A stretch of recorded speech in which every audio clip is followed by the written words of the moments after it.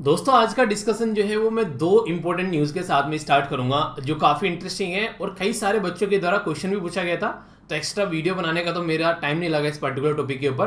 पर हाँ, मैं आप लोगों को ये इशू काफ़ी अच्छे से समझाने वाला हूँ। एक तो यहाँ पर आप लोगों को देखने को मिलेगा जो कि है लाउड स्पीकर वाला जो इशू चल रहा है। ठीक है, अभी ये लाउड स्पीकर वाला इशू महाराष्ट्र में उठा था कि मस्जिद के ऊपर जो लाउड स्पीकर लगाए जाते हैं उसके बारे में बात की जा रही है। उत्तर प्रदेश ने इसके ऊपर काफ़ी उन्हें कहते हैं कि टाइट एक्शन लिया कि जो इलीगल लाउड स्पीकर हैं वो लगाए जा रहे हैं उसको टैकल किया। यही मांग अब बिहार में उठ रही है, तो इसके ऊपर थोड़ा सा नजर डालेंगे। और एक काफ़ी इंटरेस्टिंग न्यूज़ लगी पर्सनली मुझे कि यार देखो, जिंदगी ना एक ही है। ठीक है, अगर एक ही जिंदगी मिली है तो क्यों ना इसको शानदार तरीके से जिया जाए। आज की डेट में बहुत सारे लोग ऐसे देखने को मिलेंगे कि अपनी जिंदगी को खुलकर जीते हैं, यानी कि जो भी मन में आ रहा है वो कर रहे हैं, अपनी जिंदगी को एक अच्छे से एंजॉय कर रहे हैं क्योंकि उनको पता है यार एक ही लाइफ मिली है, बार बार लाइफ नहीं मिलती है। तो 58 साल के यहाँ पर उड़ीसा के एमएलए जिनके द्वारा मैट्रिकुलेशन का एग्जाम दिया गया, यानी कि अपनी 10वीं पास की गई, तो ये काफी एक अप्रिशिएट करने वाली बात है कि उनको लगा कि यहाँ पर 58 साल की उम्र में कि कोई नहीं यार, अपनी अपनी एजुकेशन कंप्लीट करते हैं। ये काफी हद तक आप लोग देखने को मिलेगा जो 10वीं पास मूवी है यहाँ पर। ये अगर आप लोगों ने इस मूवी को देखा होगा तो आप लोग चीजें समझ पाएंगे कि एक तरीके से एजुकेशन का महत्व क्या है। यहाँ पर स्टार्टिंग में अगर इस मूवी के सीन के बारे में बात करें, जब यहाँ पर नहीं एक स्कूल बनाने की एक मांग लेकर यहाँ पर इनके पास में आते हैं, तो बोलता है कि स्कूल बना के क्या करोगे, बनाओ तो मॉल बनाओ, पैसा भी आएगा। तो फिर कहता है कि यहाँ पर इससे पूछा जाता है कि तुम कितनी पास हो, तो बोलता है इतना पास हूँ। तो फिर भी मेरे नीचे ही काम कर रहे हो ना, वो आईएएस ऑफिसर रहता है, तो ये पॉलिटिशियन रहते हैं। तो मतलब बोलने का यह कि पढ़ लिख के तुमने क्या कर लिया, मैं 10वीं पास भी नहीं हूं, तुम मेरे नीचे काम कर रहे हो। तो इसका मतलब मोल वोल बनाओ, पैसा वैसा कमाओ। तो ऐसी चीजें यहाँ पर देखने को मिलती है। पर लेकिन एंड तक आते आते इनके चक्षु खुल जाते हैं यहाँ पर और इनको एजुकेशन का महत्व समझ में आ जाता है। तो फिर ये चीफ मिनिस्टर की पोस्ट छोड़कर अपने आप को एजुकेशन मिनिस्टर बनाना अच्छा समझते हैं। तो ये यहाँ पर एजुकेशन की इंपॉर्टेंस यहाँ पर समझाई गई है। ऐसी मूवी देखा करो, आप लोग एजुकेशन की जो है इंपॉर्टेंस समझ में आएगी। तो ये तो देखिए एक अलग बात हो गई, पर लेकिन रियल लाइफ में अगर इस तरीके स्टेप निकल कर आ रहे हैं तो ये वास्तव में ही अप्रिशिएट करने लायक मूव आप लोगों को देखने को मिलेगा। अब यहां पर बात करता हूं एक इशू के बारे में, और आज का डिस्कशन बहुत ही शानदार रहने वाला है। खासकर कोई भी एग्जाम अगर अभी आप लोग आ रहा है, जैसे कि फैक्चुअल इन्फॉर्मेशन बहुत सारी रहेगी प्रीलिम्स के पॉइंट ऑफ से, या फिर कोई भी स्टेट पीसीएस की आप लोग तैयारी कर रहे हैं, तो वीडियो के एंड तक देखिएगा। कई सारी चीजें आप लोग की रिवाइज भी होती है, आप लोग को नजर आएंगी, जिससे कि एग्जाम में आप लोग कंफर्टेबल फील करें। तो ये आप लोग जरूर देखिएगा, ठीक है। और एक और छोटी सी बात आगे बढ़ने से पहले फिर मैं भूल जाता हूं, जो भी इंपॉर्टेंट आर्टिकल हैं सारे एक साल के जो आप लोगों के न्यूज में रहे हैं वो सारे के सारे इसमें मैंने रिवाइज करा दी हैं आप लोगों को लगभग 1 घंटे के अंदर अंदर। तो इस वीडियो में सारे इंपॉर्टेंट आर्टिकल जो कि आप लोगों को पता होना चाहिए एग्जाम के पॉइंट ऑफ से, वो आप लोगों के बिल्कुल कंठस्थ होने चाहिए। तो इसको आप लोग जरूर देखेगा और कोई भी कंफ्यूजन इसको लेकर आप लोगों के माइंड में नहीं होना चाहिए, क्योंकि डायरेक्ट आप लोग ये क्वेश्चन बनेंगे यहाँ से। और ये स्टेट पीसीएस के अंदर तो डायरेक्ट मैच करने के लिए धड़ल्ले से क्वेश्चन पूछे जाते हैं। यूपीएससी के अंदर भी आप लोगों ने देखा होगा कई सारे एग्जाम में क्वेश्चन बनते हैं, कई सारी स्टेटमेंट दे देते हैं। तो ये सारे जो इंपॉर्टेंट आर्टिकल्स हैं इनके बारे में एक ओवरव्यू कम से कम आप लोगों का होना चाहिए। ये वीडियो देखते हुए आप लोगों को ये नहीं लगेगा कि आप लोग कुछ नया सीख रहे हैं, आप लोगों को ये लगेगा रिवीजन कर रहे हैं। अगर रेगुलरली आप लोग मेरे साथ में कनेक्ट हैं तो ये खूबसूरती होती है। रेगुलर वीडियो देखने वालों के लिए ये फायदा रहता है कि जो इस तरीके की वीडियो आती है उनको एक अच्छा सा जिस्ट देकर जाती है एक रिवीजन की फॉर्म में, ठीक है। तो इसको आप लोग जरूर देखिएगा। एक और वीडियो जैसे मैंने आप लोगों को यहाँ पर बताई थी, वो 1 मिनट कौन सी थी एक सेकेंड यार, ये वाले, ठीक है। यहाँ पर पॉलिटी का मैंने एक ओवरव्यू आप लोगों को दिया था कि पॉलिटी में क्या क्या चीजें आप लोग कवर करनी है चैप्टर। तो इसमें मैक्सिमम वही चीजें आप लोगों को देखने को मिली थी जो कि एग्जाम में आप लोगों को डायरेक्ट जो है वो एक तरीके से क्वेश्चन देखने को मिलेंगे, ठीक है। अभी यहाँ पर बात करें लाउड स्पीकर के बारे में, देखिए ये माना जाता है, अगर बात करें नॉर्मली, अगर इसके बारे में थोड़ा सा जो पढ़ा, जो मुझे आइडिया लगा कि यहाँ पर अगर बात करें आखिर क्यों लाउड स्पीकर यूज किया जाता है, क्योंकि मैक्सिमम लोग जो हैं वो मस्जिद के पास में तो रहते नहीं है कि उनको याद दिलाया जाए कि आओ भैया अपना जो है नमाज अदा कर लो। तो एक तरीके से यहाँ पर वो लोग जो कि मस्जिद से बहुत ज्यादा दूर रहते हैं और उन लोगों को जिनको अपनी डे बाय डे के काम में लगे रहने की वजह से अपनी नमाज अदा करना भूल जाते हैं, क्योंकि आप लोगों को पता है 5 टाइम की नमाज यहाँ पर अदा करनी होती है, ठीक है। तो जो अपनी नमाज अदा करना भूल जाते हैं उन लोगों को याद दिलाया जाता है कि आप लोग अपनी नमाज जो है वो अदा कर लीजिए। तो उसके चलते काफी इंपॉर्टेंस इसकी मानी जाती है कि खासकर उन लोगों के लिए। हालांकि ये माना जाता है कि ये देखिए, अगर रिलीजन के अंदर बात करें तो लाउड स्पीकर के बारे में कुछ लिखा नहीं है, ये अपने आप कॉन्सेप्ट निकाल के लेके लाया गया, क्योंकि बहुत सारे लोग बहुत दूर रहते हैं, अपने काम में बिजी रहते हैं, तो नमाज अदा करना भूल जाते हैं, तो उसके चलते उनको याद दिलाया जाता है कि आप लोग नमाज अदा कर लो, इसके चलते लाउड स्पीकर यूज किया है। पर लेकिन ये लाउड स्पीकर इतने ज्यादा हो जाते हैं कई बार कि एक तरीके से बिना परमिशन लिए भी लाउड स्पीकर लगा देते हैं, कहीं हॉस्पिटल के पास में, कहीं स्कूल के पास में, और भी कई सारे इशू देखने को मिलते हैं। और ये हर एक आप लोगों को इशू इस तरीके से निकल कर आते हैं, ये कम्युनिटी वाइज आप लोगों को देखने को मिलेंगे, ठीक है। तो इसको कम करने की कोशिश की जा रही है, इलीगल लाउड स्पीकर जहां भी लगाए जाते हैं उनको कम करने की कोशिश की जा रही है, क्योंकि इसकी वजह से नॉइस पोल्यूशन भी काफी ज्यादा देखने को मिलता है जब इलीगल तरीके से। आप लोग देख लेना, जैसे कि कई सारे और भी त्योहार होते हैं, मतलब लाउड स्पीकर दबाकर बजाए जाते हैं, ठीक है। इवन शादी विवाह में भी ये बोला जाता है कि 12 बजे के बाद में लाउड स्पीकर वगैरह जो है वो अलाउ नहीं होता है। अगर कोई ऐसी हरकतें कर रहा है तो आप लोग डायरेक्ट जो है बेसिकली कंप्लेन कर सकते हैं उस इंसान की। तो ये आप लोग यहां पर समझ सकते हैं, यानी कि तुम्हारे घर में खुशी है, इसका मतलब ये नहीं है कि तुम दूसरों की नींद हराम करोगे, ठीक है। रात को नहीं एक तरीके से किसी का बर्थडे हो गया तो लाउड स्पीकर बज रहा है, दबाकर नाचा जा रहा है, किसी की शादी है, तो अपनी चीजें उस तरीके से सेलिब्रेट करो कि दूसरे को लाइफ में इंटरफेयर नहीं देखने को मिले। पता चला सामने वाले का किसी बच्चे का एग्जाम है वहां पर कल अगले दिन, और आप लोग जो है यहाँ पर बर्थडे सेलिब्रेट कर रहे हैं, दबाकर उसको रात को सोने नहीं दिया, उसकी तो करियर खराब हो गया सामने वाले का। तो इस तरीके से यहाँ पर इलीगल तरीके से कोई भी ऐसी एक्टिविटी जो है वो अलाउ नहीं की जाती है। तो जो भी इलीगल लाउड स्पीकर थे, स्टेट गवर्नमेंट यानी कि उत्तर प्रदेश गवर्नमेंट के द्वारा उनके खिलाफ एक्शन लिए गए, जो कि परमिशन से चल रहे हैं वो सही है, पर लेकिन जो इलीगल चल रहे हैं देखिए वो तो हटाने चाहिए, चाहे वो किसी भी से भी रिलेटेड हो, जिसके लिए परमिशन नहीं ले रखी है। तो वो बहुत सारे हजारों इस तरीके के लाउड स्पीकर हटाए गए। तो ऐसे ही मुहिम यहाँ पर चल गई है अभी बिहार के अंदर भी, और यहाँ पर अभी जो महाराष्ट्र के अंदर भी यहाँ पर इसके ऊपर काफी सारी कमेंटबाजी चल रही है। तो ये इशू यहाँ पर निकल कर आ रहा है, ठीक है। तो यहाँ पर आप लोग ही क्या रहे हैं, यहाँ पर इस तरीके से लाउड स्पीकर हटने चाहिए या फिर नहीं हटने चाहिए, आप लोग कमेंट बॉक्स में अपनी राय बता सकते हैं, ठीक है। बहुत ही उम्दा तरीके के 2 आर्टिकल तो आप लोगों को देखने को मिलेंगे, जो कि काफी डिटेल में मैं डिस्कस करूंगा। बैकग्राउंड इन्फॉर्मेशन के साथ में स्टैटिक पोर्शन भी आप लोगों के सामने यहाँ पर निकल कर आएगा, काफी अच्छे से हम लोग यहाँ पर कवर करेंगे। ये जो आर्टिकल है यहाँ पर, ये तो याद रखिएगा, फ्रांस के जो है नए प्रेसिडेंट अभी चुनकर आए हैं, जिनका नाम है इमैनुअल मैक्रोन। तो ये आप लोगों से क्वेश्चन भी पूछा जा सकता है, इनके द्वारा ली पेन को हराया गया, तो इसके चलते यहाँ पर फिर से ये री इलेक्ट हुए हैं, नए इलेक्ट होकर नहीं आए, री इलेक्ट हुए, यानी कि फिर से इनको जो है अपनी पोस्ट जो है बरकरार रखने में अब की बार काफी हेल्प मिली है, और एक अच्छे लीडर की तरीके से भी इन्होंने अपने आप को प्रेजेंट किया। यहाँ पर जब भी बात आई यहाँ पर देश को लेकर, तो एक अच्छे तरीके से इन्होंने अपने आप को प्रेजेंट किया, तो उसी के बारे में यहाँ पर बातें बताई जा रही है। तो ये आर्टिकल जो है आप लोग इग्नोर कर सकते हैं। ये साइड में जो आर्टिकल है, यहाँ पर आप लोगों को मैंने अभी 2 दिन पहले एक पिक्चर दिखाई थी, उसी पिक्चर के बारे में यहाँ पर एक रथ था यहाँ पर जो जा रहा था सड़क के ऊपर, और यहाँ पर इसके ऊपर बल्ब वगैरह और वो सारी चीजें लगी हुई थी, तो ऊपर वायरिंग थी, तो वायरिंग की वजह से यहाँ पर इसके ऊपर आग लग गई और इसमें 11 लोगों की जान चली गई। तो ये जो ऐसे इंसिडेंट है ना यहाँ पर, ये ऐसा नहीं है यहीं पर ही आप लोगों को देखने को मिल रहे हैं। राइटर ये बोल रहे हैं कि पहले भी कई सारे ऐसे इंसिडेंट देखने को मिले हैं, लापरवाही की वजह से यहाँ पर इस तरीके की हरकतें निकल कर आती है, और कहीं ना कहीं इसमें एडमिनिस्ट्रेशन की भी लापरवाही बताई जा रही है। कई जगह आप लोगों ने देखा होगा तार की लाइन जो है वो टूटी पड़ी रहती है काफी लंबे समय तक। तो अभी 10 दिन पहले यहाँ पर 2 लोगों की जान इसी तरीके से गई थी यहाँ पर, जब एडमिनिस्ट्रेशन की लापरवाही रहती है, और कई सारी पुरानी भी चीजें यहाँ पर बताई जा रही है। यानी कि जब जब कोई ऐसी दुर्घटना घटती है तो तब तब हम लोग सचेत हो जाते हैं, और जब जब यहाँ पर ये चीजें खत्म हो जाती है फिर से हम लोग सेम पैटर्न में आ जाते हैं। तो ये कितने हद तक सही है, इसके ऊपर हम लोग को काम करना चाहिए। कल को चलकर ये ऐसी दिक्कतें निकल कर आती है, तो किसी के घर से अगर लोगों की जान चली जाती है, हो सकता है उस घर में अकेला कमाने वाला हो, तो उसकी तो कहानी खत्म हो गई ना। तो इस तरीके से आप लोग यहाँ पर समझना पड़ेगा। तो ये काफी इंपॉर्टेंट मुद्दा है जिसके बारे में यहाँ पर बात होती रहनी चाहिए, ये यहाँ पर बेसिकली बताने की कोशिश की गई है, ठीक है। तो ये इशू था यहाँ पर, ये हालांकि जो इशू मैंने बताया यहाँ पर ये इंपॉर्टेंट नहीं है, पर लेकिन जो अब 2 इशू है यहाँ पर, एक तो ये वाला, ये लैंग्वेज के बारे में बात करेगा, और आप लोगों को सुनकर मजा आ जाएगा। लैंग्वेज के बारे में ऐसा आर्टिकल है, मतलब स्टार्टिंग में तो मुझे लगा यार लैंग्वेज के ऊपर कई सारी बातें मैं ऑलरेडी डिस्कस कर चुका हूँ, क्या ही नया होगा, पर फिर जब मैंने पूरा आर्टिकल पढ़ा तो काफी उम्दा आर्टिकल लगा मुझे। कई सारी माइंड में क्लैरिटी आएंगी आप लोग की, अपनी कंट्री को लेकर भी कैसे हम लोग को चीजों को लेकर चलना चाहिए।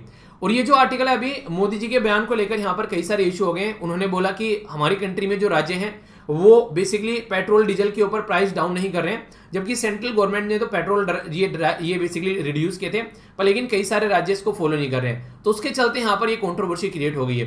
तो इसके लिए यहाँ पर ये आर्टिकल आप लोग को देखने को मिलेगा, ठीक है। इसके ऊपर भी हम लोग यहाँ पर नजर डालेंगे। ये साइड में जो आर्टिकल है यहाँ पर ये बात करें बेलागवी के बारे में, बेलागवी या फिर बेलगांव आप लोग बोल सकते हैं। बेलगांव के अंदर अभी यहाँ पर ये रिसेंटली काफी ज्यादा न्यूज में आया, आप लोगों को पता होगा यहाँ पर एक पर्टिकुलर मंत्री साहब के ऊपर यहाँ पर आरोप लगे थे कि उनकी वजह से एक कॉन्ट्रैक्टर की डेथ हो गई और कॉन्ट्रैक्टर ने सुसाइड कर लिया। और यहाँ पर स्टार्टिंग की जब मैंने लाइन पढ़ी ना यार, ये वास्तव में ही मतलब एक तरीके से थोड़ा सा सोचने के लिए मुझे मजबूर किया इन्होंने लाइन ने, क्योंकि यहाँ पर इस तरीके से बताने की कोशिश की जा रही है कि एक गांव है काफी दूर दराज वाले एरिया में, वहां पर डेवलपमेंट के लिए सोचा था उस कॉन्ट्रैक्टर ने, तो इस तरीके से काम करने की बात सोची थी वहां पर। तो उनको लग रहा था यहाँ पर जो भी है एक तरीके से मंत्री वगैरह घूस मांगते हैं, कोई प्रोजेक्ट अगर आप लोगों को पास कराना है वो सारी चीजें, तो उसको चलते यहाँ पर इनके द्वारा लेटर भी लिखा गया प्राइम मिनिस्टर साहब को कि अगर ये प्रोजेक्ट पास नहीं हुआ तो ये समझिए मेरी जिंदगी जो है वो कंप्लीट नहीं हो पाएगी। तो इसके चलते बहुत सारे इशू निकल कर आए, पर लेकिन at the end of the day इंसान को अपनी जान से हाथ धोने पड़े। ऐसे इशू है काफी ज्यादा उठ गया ये इशू, और उसकी वजह से यहाँ पर बेसिकली पब्लिक में सारी बातें निकलकर सामने आई। पर लेकिन देखिए डेवलपमेंट के नाम पर अगर बात की जाए, यहाँ पर एक इंसान जो है इतना चाह रहा है कि कहाँ पर डेवलपमेंट हो, पर लेकिन करप्शन जो है वो कई बार हावी पड़ जाता है। तो यहाँ पर वही बात बोली जा रही है, करप्शन जो है वो यहाँ पर हावी पड़ गया और इंसान की डेथ हो गई। पर लेकिन बेलागवी वाला जो पोर्शन है इसके बारे में आप लोगों को जरूर बताऊंगा, जिससे कि आप लोग चीजों को कनेक्ट कर पाएंगे काफी अच्छे से, क्योंकि ये पोर्शन जो है ये काफी कई बार न्यूज में भी रहता है। इसके बारे में आप लोग को पता होना चाहिए ये कहां पर देखने को मिलता है, यहां से भी क्वेश्चन आप लोगों के लिए बन सकते हैं। ठीक है, बाकी पहले मैं आप लोगों को यहाँ पर और भी कई सारी बातें बताऊंगा। पहले जो मैं आप लोगों से डिस्कस करता हूं इन आर्टिकल को हम लोग देखते हैं, फिर यहाँ पर बेलागवी वाले आर्टिकल को देखेंगे और फिर न्यूज एनालिसिस देखेंगे। और आज है सैटरडे आप लोगों को पता है यहाँ पर एसए का टॉपिक भी मैं आप लोगों को देता हूँ, तो एसए का टॉपिक भी आप लोगों को यहाँ पर पोस्ट कर दिया जाएगा टेलीग्राम के ऊपर। आंसर राइटिंग ग्रुप में जाकर आप लोग उसको जरूर अटेम्प्ट कीजिएगा। ठीक है, तो यहाँ पर एसए का टॉपिक पोस्ट कर दूंगा, लगभग 65,000 के करीब मेंबर आप लोग यहाँ पर देखने को मिलेंगे। और इसी के साथ में आप लोगों का इंग्लिश का सेशन ही मैंने कल शेयर कर दिया था, किस किस ने यहाँ पर इसको देखा। देखिए ये हिंदू के अंदर ही आता है। ठीक है, आप लोग जिससे बातें करते हैं ना इंग्लिश में, जिससे good morning sir, good morning, तो यहाँ पर क्या डिफरेंस है, यहाँ पर एक तरीके से कुछ चीजों में इस तरीके से बार बार डिफरेंस समझाए जाते हैं। तो यहाँ पर इस तरीके से अगर आप लोग इस टॉपिक को कवर करके चलोगे तो यहाँ पर आप लोग की इंग्लिश भी तैयार होगी, वोकैबुलरी भी तैयार होगी, और आप लोग कैसे बोल सकते हैं, कैसे समझ सकते हैं, वो भी आप लोगों को यहाँ पर तैयार होगा। ठीक है, तो इसके बारे में आप लोग देखें यहाँ पर, तो बात की जा रही है यहाँ पर बेसिकली हार्टी और इसी के साथ में हार्ट फेल्ट, तो दोनों में क्या डिफरेंस है, तो इसको समझाने की कोशिश यहाँ पर की जा रही है। तो ये सेशन नंबर 15 था इंग्लिश का, जो कि मैंने शेयर किया था एसएलवीपीडिया वाले पेज पर, तो इसको देख लेना मतलब ग्रुप पर। तो ये यहाँ पर एक तरीके से काफी फायदा आप लोगों को पहुंचाएगा। ओके, तो ध्यान से चीजें कवर कर ले कीजिए, सारी चीजें आप लोगों के लिए ही है बेसिकली। पहले इस लैंग्वेज, इस आर्टिकल में क्या लिखा गया है मैं आप लोगों को बताता हूँ, और फिर हम लोग बेसिक देख लेंगे यहाँ पर लैंग्वेज के बारे में क्या क्या बेसिक्स हैं, वो सारी बातें फिर मैं आप लोगों को यहाँ पर बताऊंगा। देखिए हमारी कंट्री में यहाँ पर लैंग्वेज का मुद्दा काफी ज्यादा उठ गया है। क्यों उठा है? क्योंकि अमित शाह जी के द्वारा कमेंट किया गया था, वो पूरा आर्टिकल मैं आप लोगों से डिस्कस करूंगा बेसिक बैकग्राउंड के साथ में। अभी यहाँ पर राइटर क्या बोलने की कोशिश कर रहे हैं, यहाँ पर राइटर के द्वारा कुछ इंटरेस्टिंग बातें बोली गई हैं। बोला गया कि हमारा देश जो है वहां पर इतनी सारी लैंग्वेज आप लोगों को देखने को मिलेगी आज के दिन में, हम लोगों को समझना पड़ेगा कि हम लोगों को किस और अपने देश को लेकर जाना है। बोला गया इनके द्वारा काफी अच्छा सा उदाहरण देकर जो मैं आप लोगों को समझाना चाहूंगा, ये आप लोगों को मैप पर लेकर चलता हूं, जिसके साथ में आप लोग कनेक्ट कर पाएंगे। इनके द्वारा बोला गया कि एक देश ऐसा है जैसे पाकिस्तान हो गया, ठीक है, और बांग्लादेश यहां पर आप लोगों को देखने को मिलेगा। तो पाकिस्तान से बांग्लादेश अलग हो गया, ये मानो कि जो आग लगी थी वो लैंग्वेज के इशू पर ही लगी थी। ये इंटरनेशनल जो लैंग्वेज डे सेलिब्रेट किया था, वो कॉन्सेप्ट अभी आप लोगों को आगे बताया जाएगा, तो वो यहीं से निकल कर आया था। तो यानी कि कहने का मतलब ये कि एक यहाँ पर लैंग्वेज की वजह से ये देश बर्बाद हो गया। दूसरा, श्रीलंका के अंदर भी आज के दिन में लैंग्वेज को लेकर पूरी कहानी ऐसी खराब हो गई जिसकी कुछ हद नहीं है। यहाँ पर जब से सिन्हाला कम्युनिटी के लिए परमानेंट लैंग्वेज बनाया गया और इंग्लिश को साइड में रखा गया, तब से दोनों कंट्री की जो है बिल्कुल खस्ता हालत हो गई। तो ये बात आप लोग यहाँ पर इस पर्टिकुलर एरिया में देखने को मिलेगी। और दूसरी साइड में एक ऐसा देश जिसके ऊपर फोकस किया गया, यहाँ पर आप लोगों को सिंगापुर देखने को मिलेगा। बेसिकली सिंगापुर को ये बोला गया था कि तुमको यहाँ पर चाइनीज लैंग्वेज जो है अपने देश में इंप्लीमेंट करनी चाहिए, पर लेकिन सिंगापुर के जो प्राइम मिनिस्टर उनके द्वारा बोला गया कि ऐसा नहीं हो पाएगा भाई साहब। ठीक है, हम लोग चाइनीज लैंग्वेज नहीं, हम लोग यहाँ पर एक तरीके से बहुत सारे लोग इंडियन हैं, बहुत सारे लोग थाईलैंड से हैं, तो हम लोग यहाँ पर अपनी जो लैंग्वेज रखने वाले हैं वो यहाँ पर चाइनीज लैंग्वेज नहीं रहेगी। तो मलेशिया से बहुत सारे लोग थे, बहुत सारे इंडियन थे, बहुत सारे चाइनीज थे, तो यहाँ पर उनके द्वारा साफ साफ मना कर दिया कि हम लोग जो है इंग्लिश लैंग्वेज रखेंगे। तो इंग्लिश लैंग्वेज रखने की वजह से आज के दिन में ग्लोबल बिजनेस हब बन गया श्रीलंका। दुनिया भर के लोगों को वहां पर जॉब मिल पाती है, अच्छे से अपनी लाइफ को एंजॉय कर पा रहे हैं, एक सही डायरेक्शन में लेकर चल पा रहे हैं। चाइना ने खूब प्रेशर डाला था सिंगापुर के ऊपर कि चाइनीज लैंग्वेज डिक्लेयर कर दो अपनी होल सोल लैंग्वेज, पर उन्होंने उसके ऊपर मना कर दिया, जिसकी वजह से वो नॉलेज हब भी बन गया आज के दिन में। इसी तरीके से बोला गया जब हम लोग हिंदी को इंप्लीमेंट करने की बात करते हैं, हमारी कंट्री में बहुत सारे राज्य ऐसे हैं जो कि हिंदी जो है वहां पर एक तरीके से यूज ही नहीं की जाती है, तो हम लोग उनको अलग थलग डाल देंगे और हम लोग पाकिस्तान और श्रीलंका वाली राह पर चल पड़ेंगे। और एक साइड में साउथ अफ्रीका के बारे में काफी इंटरेस्टिंग उदाहरण ये देगा कि साउथ अफ्रीका के अंदर जब आप लोग जाकर साउथ अफ्रीका का नेशनल एंथम पढ़ोगे, तो उस नेशनल एंथम के तरह आप लोगों को पता चलेगा 5 लैंग्वेज का यूज किया गया है साउथ अफ्रीका के नेशनल एंथम में। 5 लैंग्वेज का यूज किया गया, इससे आप लोग एक अंदाजा लगा सकते हैं कि कितना ज्यादा कॉम्प्रिहेंसिव उनका नेशनल एंथम बनाया गया है। तो यहाँ पर बातें क्या बोली जा रही है, यहाँ पर यही बातें बोली जा रही है कि वहां पर 5 लैंग्वेज को इंक्लूड करके चल रहे हैं। और आज के दिन में अफ्रीका कॉन्टिनेंट के अंदर में सबसे प्रोस्परस जो कंट्री है वो है साउथ अफ्रीका।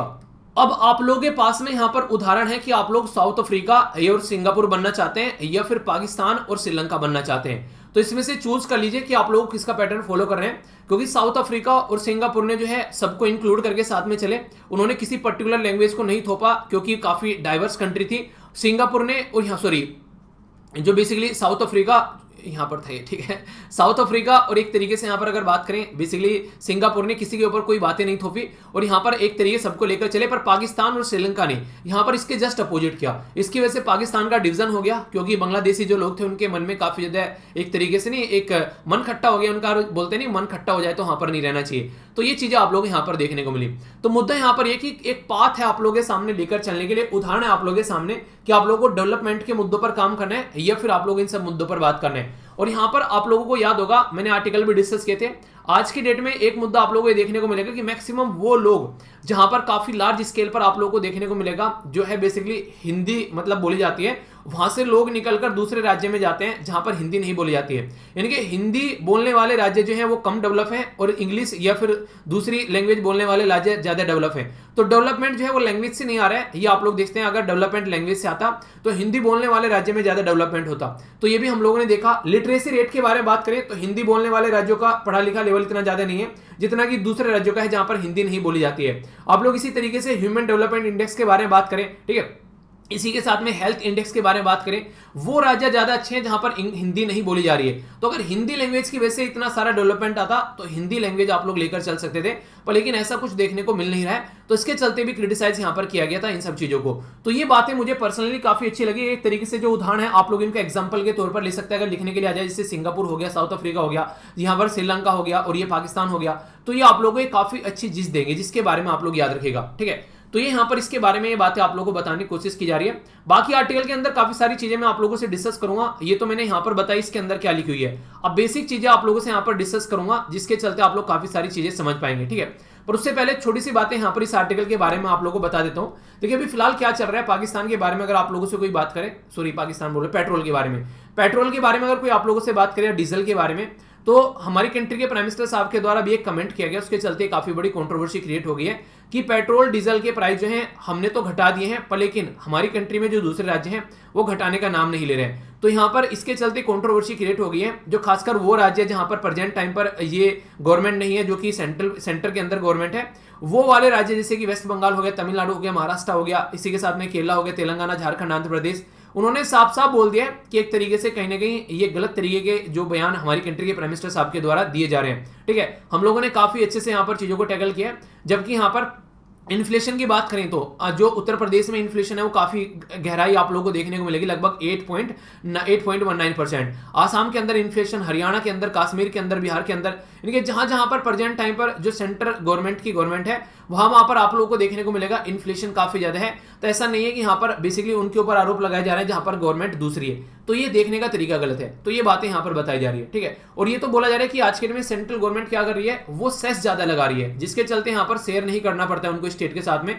तो ये भी काफी बड़ा इश्यू निकल कर आ रहा है, तो ऐसे नहीं होना चाहिए यहाँ पर। तो अभी ये कई सारे मुद्दे आप लोगों के सामने आप लोगों को देखने को मिलेंगे जिसको बेसिकली क्रिटिसाइज करने की बात की जा रही है सेंटर स्टेट के रिलेशन के बारे में, ठीक है। तो ये कुछ ऐसे इश्यू हैं जिनको आप लोग अंडरस्टैंड कर सकते हैं। तो ये बेसिक चीजें, बाकी इसके बारे में बहुत सारी चीजें मैं आप लोगों को बताने वाला हूँ, कैसे कैसे पेट्रोल डीजल के प्राइस ऊपर नीचे किए जाते हैं और क्या क्या चीजें, वो भी एक एक कॉन्सेप्ट आप लोगों के माइंड में क्लियर होगा। डिटेल में डिस्कस करते हैं एक एक पॉइंट, ठीक है।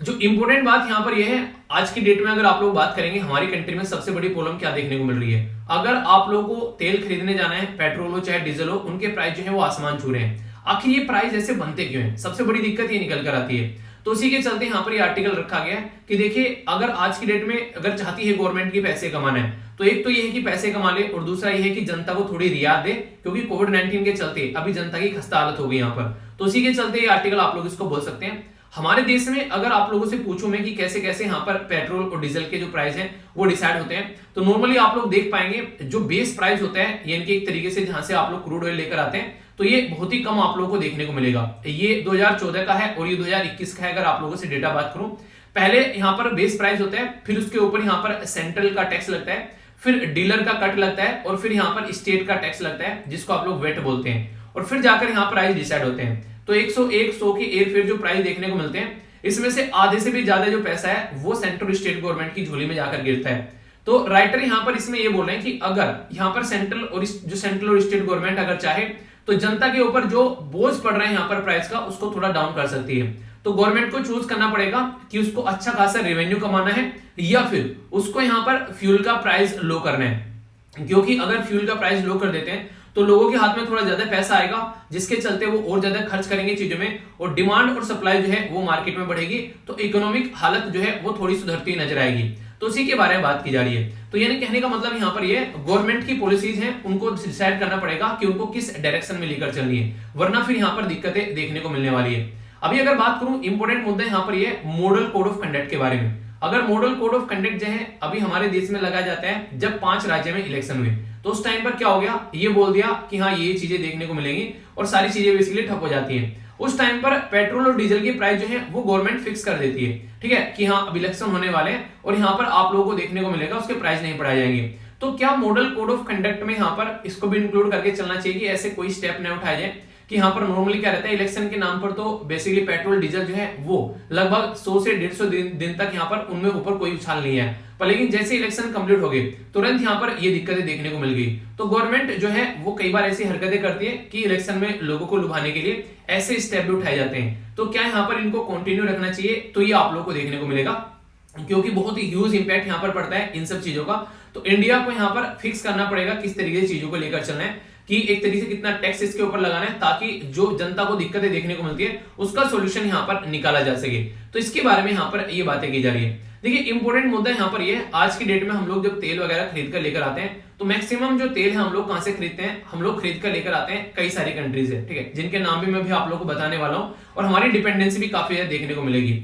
तो मैं पूरा एक ओवरव्यू आप लोगों को यहाँ पर देने वाला हूं, और यूपीएससी में यहाँ से 3 क्वेश्चन भी पूछे गए, वो भी मैं आप लोगों से डिस्कस करूंगा। तो काफी इंपॉर्टेंट यहाँ पर ये आर्टिकल आप लोगों को हो जाएगा, ठीक है।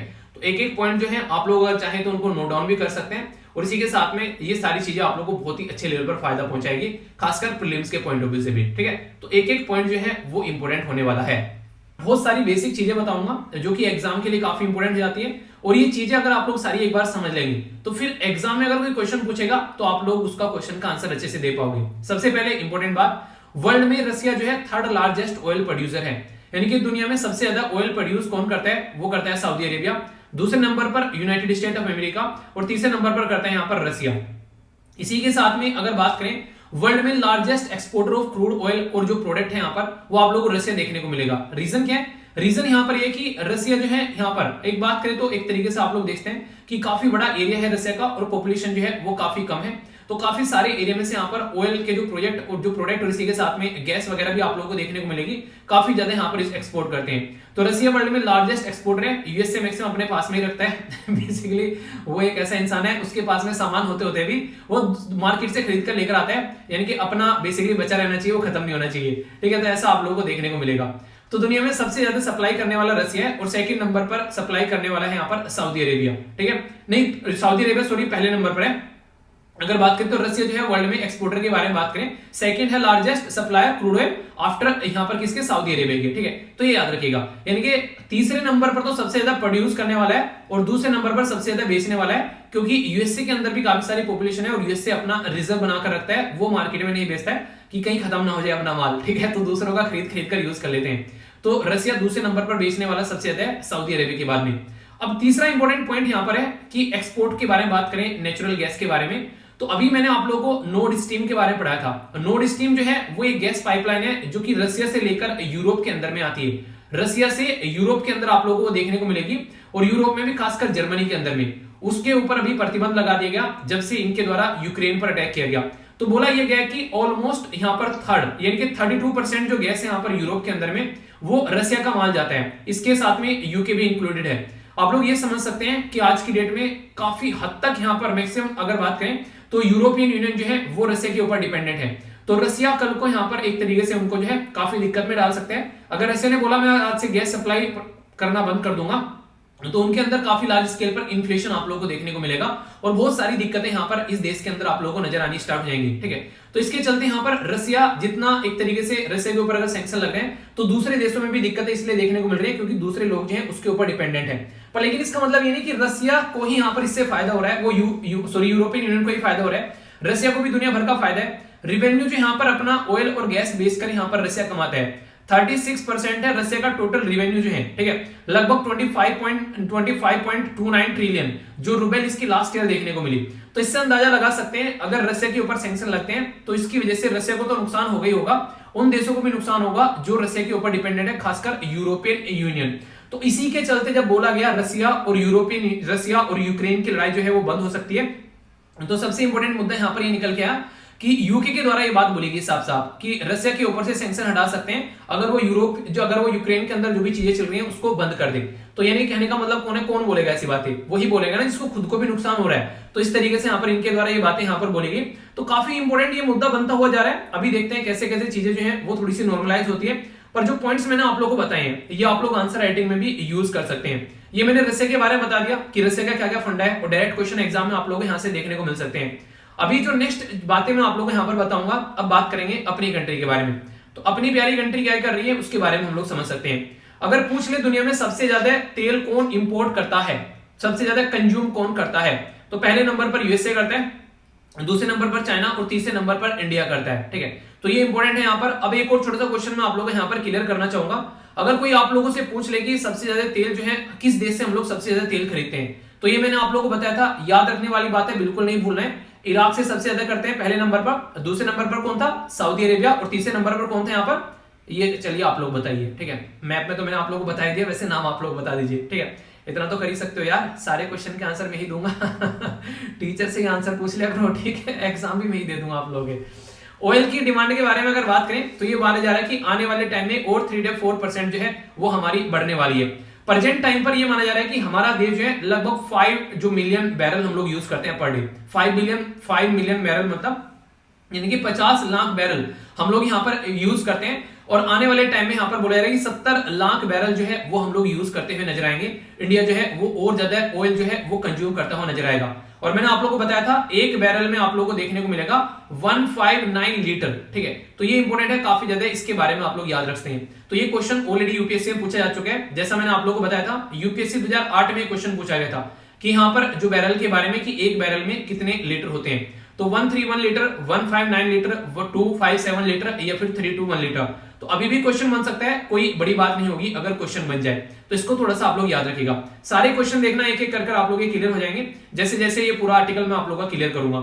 नेक्स्ट अगर बात करूं, इंडिया जो है वो इंपोर्ट कर रहा है 85% जो ऑयल है। आज के डेट में लगभग 40 कंट्रीज से हम लोग ऑयल इंपोर्ट कर रहे हैं। और सबसे ज्यादा जो मिडिल ईस्ट है, जिसे मैंने अभी आप लोग को मैप में दिखाया, ये एरिया इसमें सऊदी अरेबिया, यूएई और इसी के साथ में इराक हो गया। ठीक है, और चौथे नंबर पर अगर आप लोगों से कोई पूछ ले सबसे ज्यादा किससे खरीदते हैं, तो आज के में चौथे नंबर पर है यूएस से।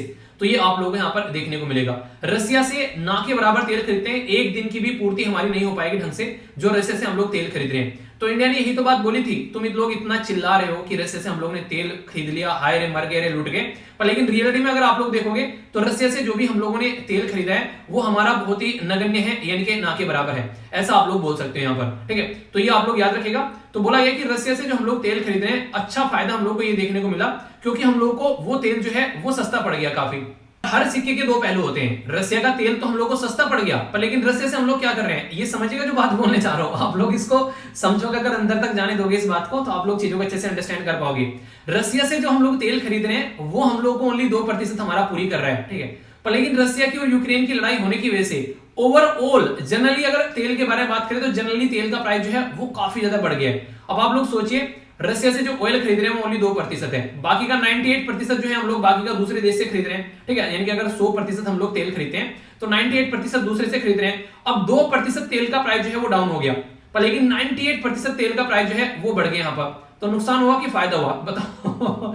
आप लोग ये बताओ नुकसान हुआ कि फायदा हुआ। तो यानी कि ये वाला प्राइस जो है बढ़ गया और ये वाला 2% का ओनली घट गया। तो अगर आप लोग बात करेंगे तो सीधी सीधी बात है कि हम लोग को नुकसान होगा। तो इन जनरल इन्फ्लेशन जो है वो बढ़ गया, तो इसी के चलते रसिया और यूक्रेन का जो वॉर चल रही है वो हमारे लिए फायदेमंद नहीं है। तो ये इंपॉर्टेंट पॉइंट है जो आप लोग यहाँ पर याद रखिएगा। और ये आप लोग याद रखिएगा 1 बैरल जो है यहाँ पर उसमें लगभग यहाँ पर 158.987 के करीब लीटर जो है वो यहाँ पर आप लोगों को तेल देखने को मिलेगा। यानी कि जितनी बैरल होगी अब उतना ही मल्टीप्लिकेशन कर दीजिए इससे, उतना ही लीटर तेल जो है वो हम लोग इंपोर्ट करते हैं। सीधा सीधा आप लोग ये बोल सकते हैं।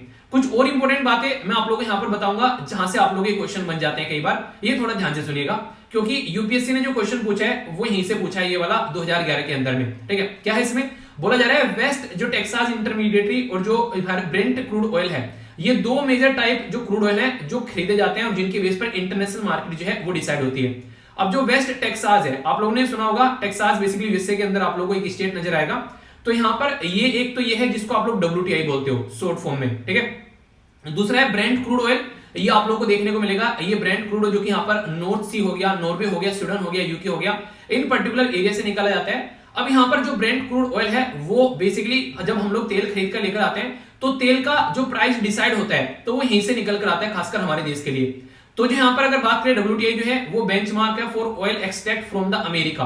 पर लेकिन अगर बेंचमार्क के बारे में बात करें, जो तेल मैक्सिमम हम लोग खरीद रहे हैं तो वो खरीद रहे हैं ब्रेंट क्रूड ऑयल के बेस पर, यानी कि हमारे तेल का जो भाव डिसाइड होता है वो ब्रेंट क्रूड ऑयल से डिसाइड होता है, जो कि यहाँ पर निकाला जाता है। कहां से? ये नॉर्थ सी वाला एरिया हो गया, ये वाला हो गया, यहां से हम लोग निकाल कर लेकर आते हैं। जो अगर नॉर्थ सी वाला एरिया आप लोगों को देखना है तो मैं आप लोगों को लेकर चलता हूँ, 1 सेकंड लगती है, मैं आप लोगों को दुनिया की सैर कराता रहता हूँ, ठीक है।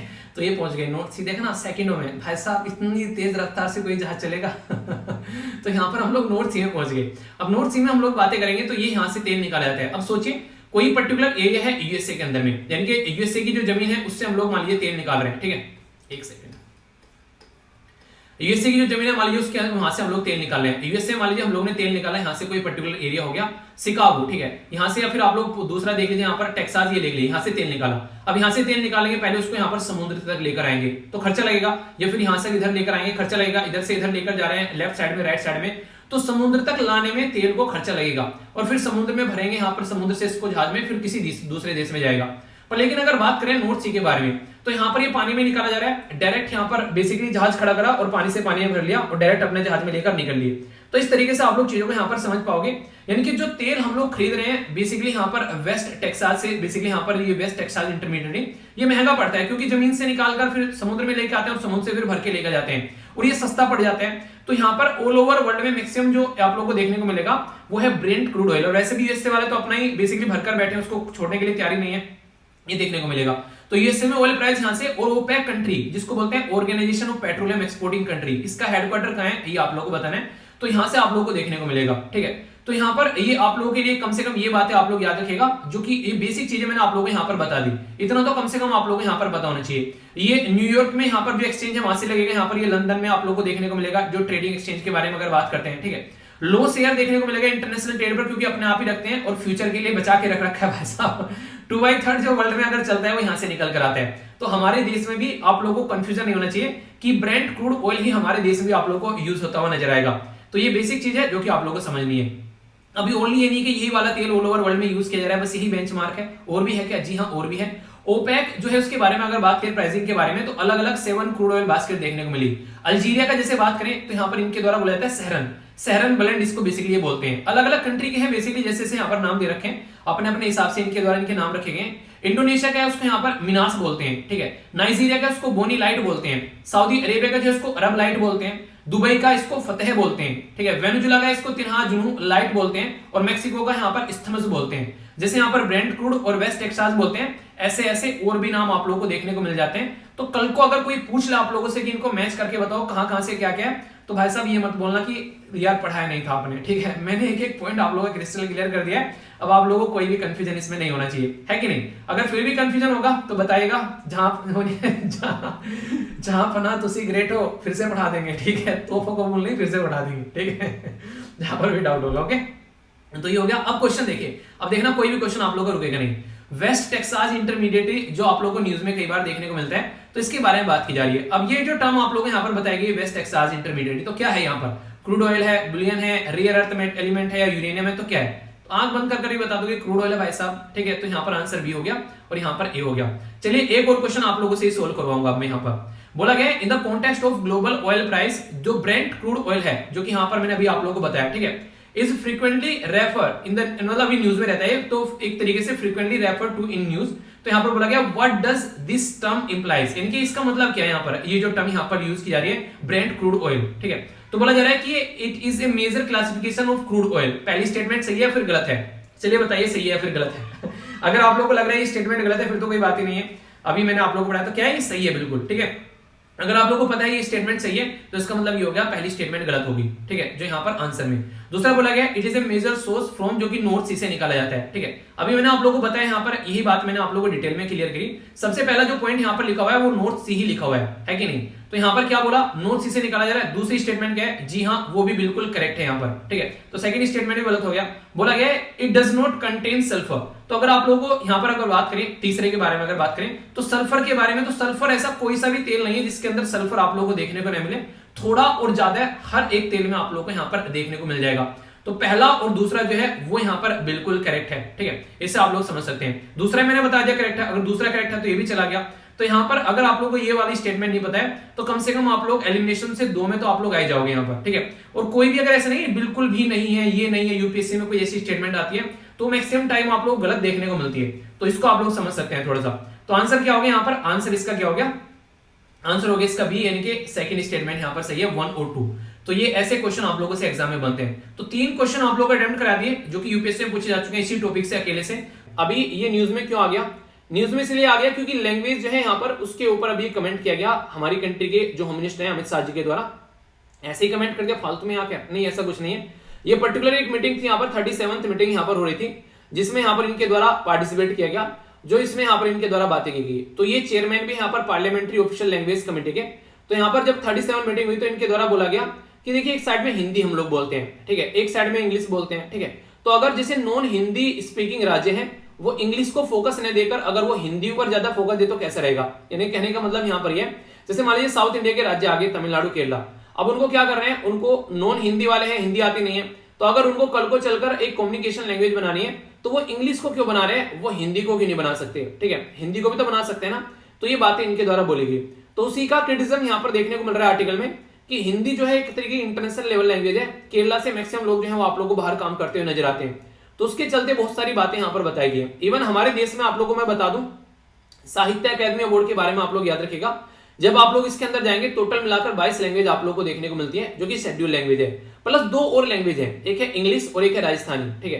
तो ये काफी इंपॉर्टेंट है यहाँ पर जो क्वेश्चन कई बार बनता है, ठीक है। तो ये यहाँ पर आप लोग देखते हैं, यहाँ पर भी आप लोगों को इसका जो है प्रेजेंटेशन आप लोग को नजर आएगा। तो इंग्लिश जो है वैसे अगर बात की जाए काफी इंपॉर्टेंट लैंग्वेज है जिसके बारे में हम लोग को बेसिकली कनेक्टिविटी के पॉइंट ऑफ से बात करें, ग्लोबलाइज्ड वर्ल्ड में जो है बेसिकली काफी इंपॉर्टेंट यहाँ पर हो जाती है जिसको हम लोग इग्नोर नहीं कर सकते। तो हम लोग इसके बारे में ऐसे कैसे यहाँ पर बोल सकते हैं। और खासकर जब भी हम लोग इंग्लिश और हिंदी के बारे में बात करते हैं, चाहे साउथ इंडिया के राज्य हो गए, चाहे आप लोग बात करें तो यहाँ पर नॉर्थ ईस्ट के राज्य हो गए, वो हमेशा सख्ते में आ जाते हैं कि इस तरीके से आप लोग कैसे स्टेप उठा सकते हैं। तो इसके बारे में बहुत सारी बातें मैं डिस्कस करने वाला हूं क्योंकि लैंग्वेज जो है वो काफी फेवरेट और इंपॉर्टेंट टॉपिक है जहां से कईयों बार एग्जाम में क्वेश्चन पूछे जा चुके हैं। तो बहुत सारी बातें मैं आप लोगों को यहाँ पर बताऊंगा। नेशनल एजुकेशन पॉलिसी के बारे में थोड़ी सी बातें करेंगे, इंटरनेशनल मदर लैंग्वेज डे के बारे में बातें करूंगा और जो क्वेश्चन पूछे गए उनके बारे में बातें करेंगे। तो एक एक कर पॉइंट को समझते हैं और कहां से क्वेश्चन बन सकते हैं ये आप लोगों को बताऊंगा। इवन पॉलिटी के अंदर मैंने क्लासिकल लैंग्वेज का चैप्टर कवर कर रखा है तो ये भी काफी इंपॉर्टेंट है। एक और छोटी सी बात, जो मंथली वीडियो आप लोग की आ रही है बेसिकली उसको आप लोग जो भी बच्चे देख रहे हैं काफी अच्छा लगा, आप लोग खुद से इतना ज्यादा इंटरेस्ट उसमें दिखा रहे हैं तो उनको आप लोग अच्छे से देखते रहिए। सारी मंथ की मैंने प्रोवाइड करा दी है अब तक की, तो उनको आप लोग जरूर देख लीजिएगा। पूरी एक प्लेलिस्ट बना रखी है और पॉलिटी में भी जैसे जैसे आप लोग रिविजन कर रहे हैं अच्छा लग रहा है, देखिए जितना एग्जाम पास में आता है उतनी अच्छे से आप लोग को रिविजन स्टार्ट कर देना चाहिए, ठीक है। तो ये थी कुछ बातें, सारे लिंक जो है वो आप लोग को वीडियो के नीचे मिल जाते हैं और डायरेक्ट भी आप लोग सर्च कर सकते हैं। आइए अब आगे बढ़ते हैं, पूरा डिटेल में मैं आप लोग को बताता हूँ आखिर पूरे आर्टिकल का मुद्दा क्या है और इसी के साथ में यहाँ पर एक्स्ट्रा जो इन्फॉर्मेशन है स्टैटिक वो मैं आप लोग को बताता हुआ चलूंगा। अब ये तो आप लोग को मुद्दा समझ में आ गया कि अमित शाह जी के द्वारा कमेंट किया गया। अब एक्स्ट्रा स्टैटिक इन्फॉर्मेशन जो कि एग्जाम में डायरेक्ट आप लोगों के लिए इंपॉर्टेंट हो जाती है, तो ये काफी इंपॉर्टेंट टॉपिक बन जाता है। और अगर बात करूं, इससे क्वेश्चन भी पूछा गया कई बार आप लोगों से एग्जाम में लैंग्वेज के बारे में। अगर पर्सनली मैं आप लोगों से बातें करूं, जैसे यहाँ पर क्वेश्चन आप लोगों से पूछा गया था कि यूनेस्को जो है उसके द्वारा ऑब्जर्व किया था 21 फरवरी इंटरनेशनल मदर लैंग्वेज डे के रूप में 2000 से। तो ये बोला गया था कि ये जो आइडिया है इंटरनेशनल मदर लैंग्वेज डे जो सेलिब्रेट करने का, ये किस कंट्री से यहाँ पर लिया गया। यहाँ पर बात की जा रही है श्रीलंका, इसी के साथ में बांग्लादेश, इसी के साथ में यहाँ पर इंडिया या फिर नेपाल। तो सही आंसर क्या है यहाँ पर A B C F D, ये आप लोगों को बताना है, ठीक है। इसी के साथ में यहाँ पर लैंग्वेज के ऊपर और भी कई सारे क्वेश्चन आप लोगों को देखने को मिलते हैं। जैसे अगर कोई आप लोगों से यहाँ पर पूछ ले कि लैंग्वेज के बारे में ही यहाँ पर कि 8वें शेड्यूल में जो लैंग्वेज है इसमें से कौन सी लैंग्वेज आप लोगों को देखने को नहीं मिलती है, ठीक है। तो ये इंपॉर्टेंट क्वेश्चन है। जैसे डोगरी हो गया, इसी के साथ में भोती, मैथाली, संथाली, तो कौन सी लैंग्वेज आप लोगों को देखने को नहीं मिलेगी। तो ये भी एग्जाम में आप लोगों से क्वेश्चन पूछा गया। आप लोग देखते हैं ऐसे क्वेश्चन एग्जाम में फ्रीक्वेंटली आप लोगों से बनते हैं। तो खासकर लैंग्वेज के ऊपर क्वेश्चन बन जाए तो आप लोगों को कंफ्यूज नहीं होना है। आज के बाद में लैंग्वेज का कोई भी क्वेश्चन बनेगा आप लोग नहीं छोड़ोगे, इस बात की मैं गारंटी दे रहा हूं। थोड़ा सा पेशेंस बनाए रखिएगा, सारी चीजें बता के चलूंगा, बहुत कुछ तमाम डिस्कस करूंगा चीजें इसके बारे में, ठीक है। आज की डेट में अगर हम लोग बात करते हैं लैंग्वेज जो है, अगर आप लोगों से कोई पूछे कैसी होनी चाहिए तो आप लोगों से पूछे आप लोगों को एजुकेशन लेनी है। अच्छा मैं ही पूछता हूं, कोई क्या पूछेगा, आप लोगों को बोलूं कि आप लोगों को अपनी ग्रेजुएशन करनी है, ठीक है। अब आप लोगों को ग्रेजुएशन में कुछ भी कर सकते हैं, बीए, बीएससी, इंजीनियरिंग, जो भी आप लोगों को लगे। तो उसमें आप लोगों से पूछा जाए ऑप्शन कि आप लोग किस लैंग्वेज में करेंगे, जो आप लोगों की लोकल लैंग्वेज है या फिर जो आप लोग एक पर्टिकुलर इंग्लिश में अगर बोला जाए तो इंग्लिश आप लोग अडॉप्ट करोगे, तो कौन सी लैंग्वेज आप लोग लेकर चलोगे। तो आप लोग बताइए, यहाँ पर लोकल लैंग्वेज के लिए आप लोग एल लिख सकते हैं और इंग्लिश के लिए आप लोग ई लिख सकते हैं, ठीक है। लोकल मतलब कोई भी हो सकते हैं, जो भी आप लोगों को सुटेबल लगे, किसमें आप लोग कंफर्टेबल फील करोगे, ये आप लोगों को बताना है, ठीक है। और ये मैं नहीं पूछ रहा हूं, यहाँ पर already all India council for technical education के द्वारा ये हमारी कंट्री में 2020 में एक सर्वे कराया गया और 83,000 लोगों के से ये बात पूछेगी कि बताओ आप लोग कौन सी लैंग्वेज में चाहते हैं इस तरीके की चीजों को लेकर चलना। तो 44% जो स्टूडेंट है उनके द्वारा फेवर में वोट किया गया कि वो चाहते हैं कि एक तरीके से उनकी जो मदर टंग होती है उसी में वो अपना टेक्निकल बेसिकली एजुकेशन भी लें। आखिर इसमें फायदा क्या होगा, आप लोग ये समझिए, बहुत सारे लोकल एरिया में आप लोगों को तमाम ऐसे इंजीनियर मिल जाएंगे जिनको आप लोग बोल सकते हैं वाह यार क्या कमाल का आदमी है। एक छोटी सी स्टोरी मैं आप लोगों को सुनाता हूं, सुनकर आप लोग कोरिलेट कर पाएंगे। यहाँ पर एक पर्टिकुलर बहुत बड़ा ये माना था कि एक बहुत ही इंपॉर्टेंट मशीन थी एक पर्टिकुलर कंपनी के अंदर में, जिसके ऊपर कंपनी का सारा सामान बेसिकली एक तरीके से बनता था और वो मशीन जो है वो ठप पड़ गई। तो उसकी वजह से कंपनी का जो सामान है वो बनना बंद हो गया वहां पर। तो यहाँ पर अच्छे अच्छे मैकेनिक बुला लिए, कोई भी मैकेनिक वहां पर काम करने के लिए नहीं आया। तो दुनिया भर के मैकेनिक आए तो काम करने के लिए, कोई मैकेनिक उसको सही नहीं कर पाया। तो यहाँ पर एक मैकेनिक आया जिसने यहाँ पर उसको देखा और देखने के बाद बोला कि सही हो जाएगी। तो कंपनी वाले बोले कि बोलो यार सही करो जल्दी, जितना पैसा चाहिए उतना पैसा ले लेना, पर इसको सही कर दो भाई साहब, कुछ भी हो जाए।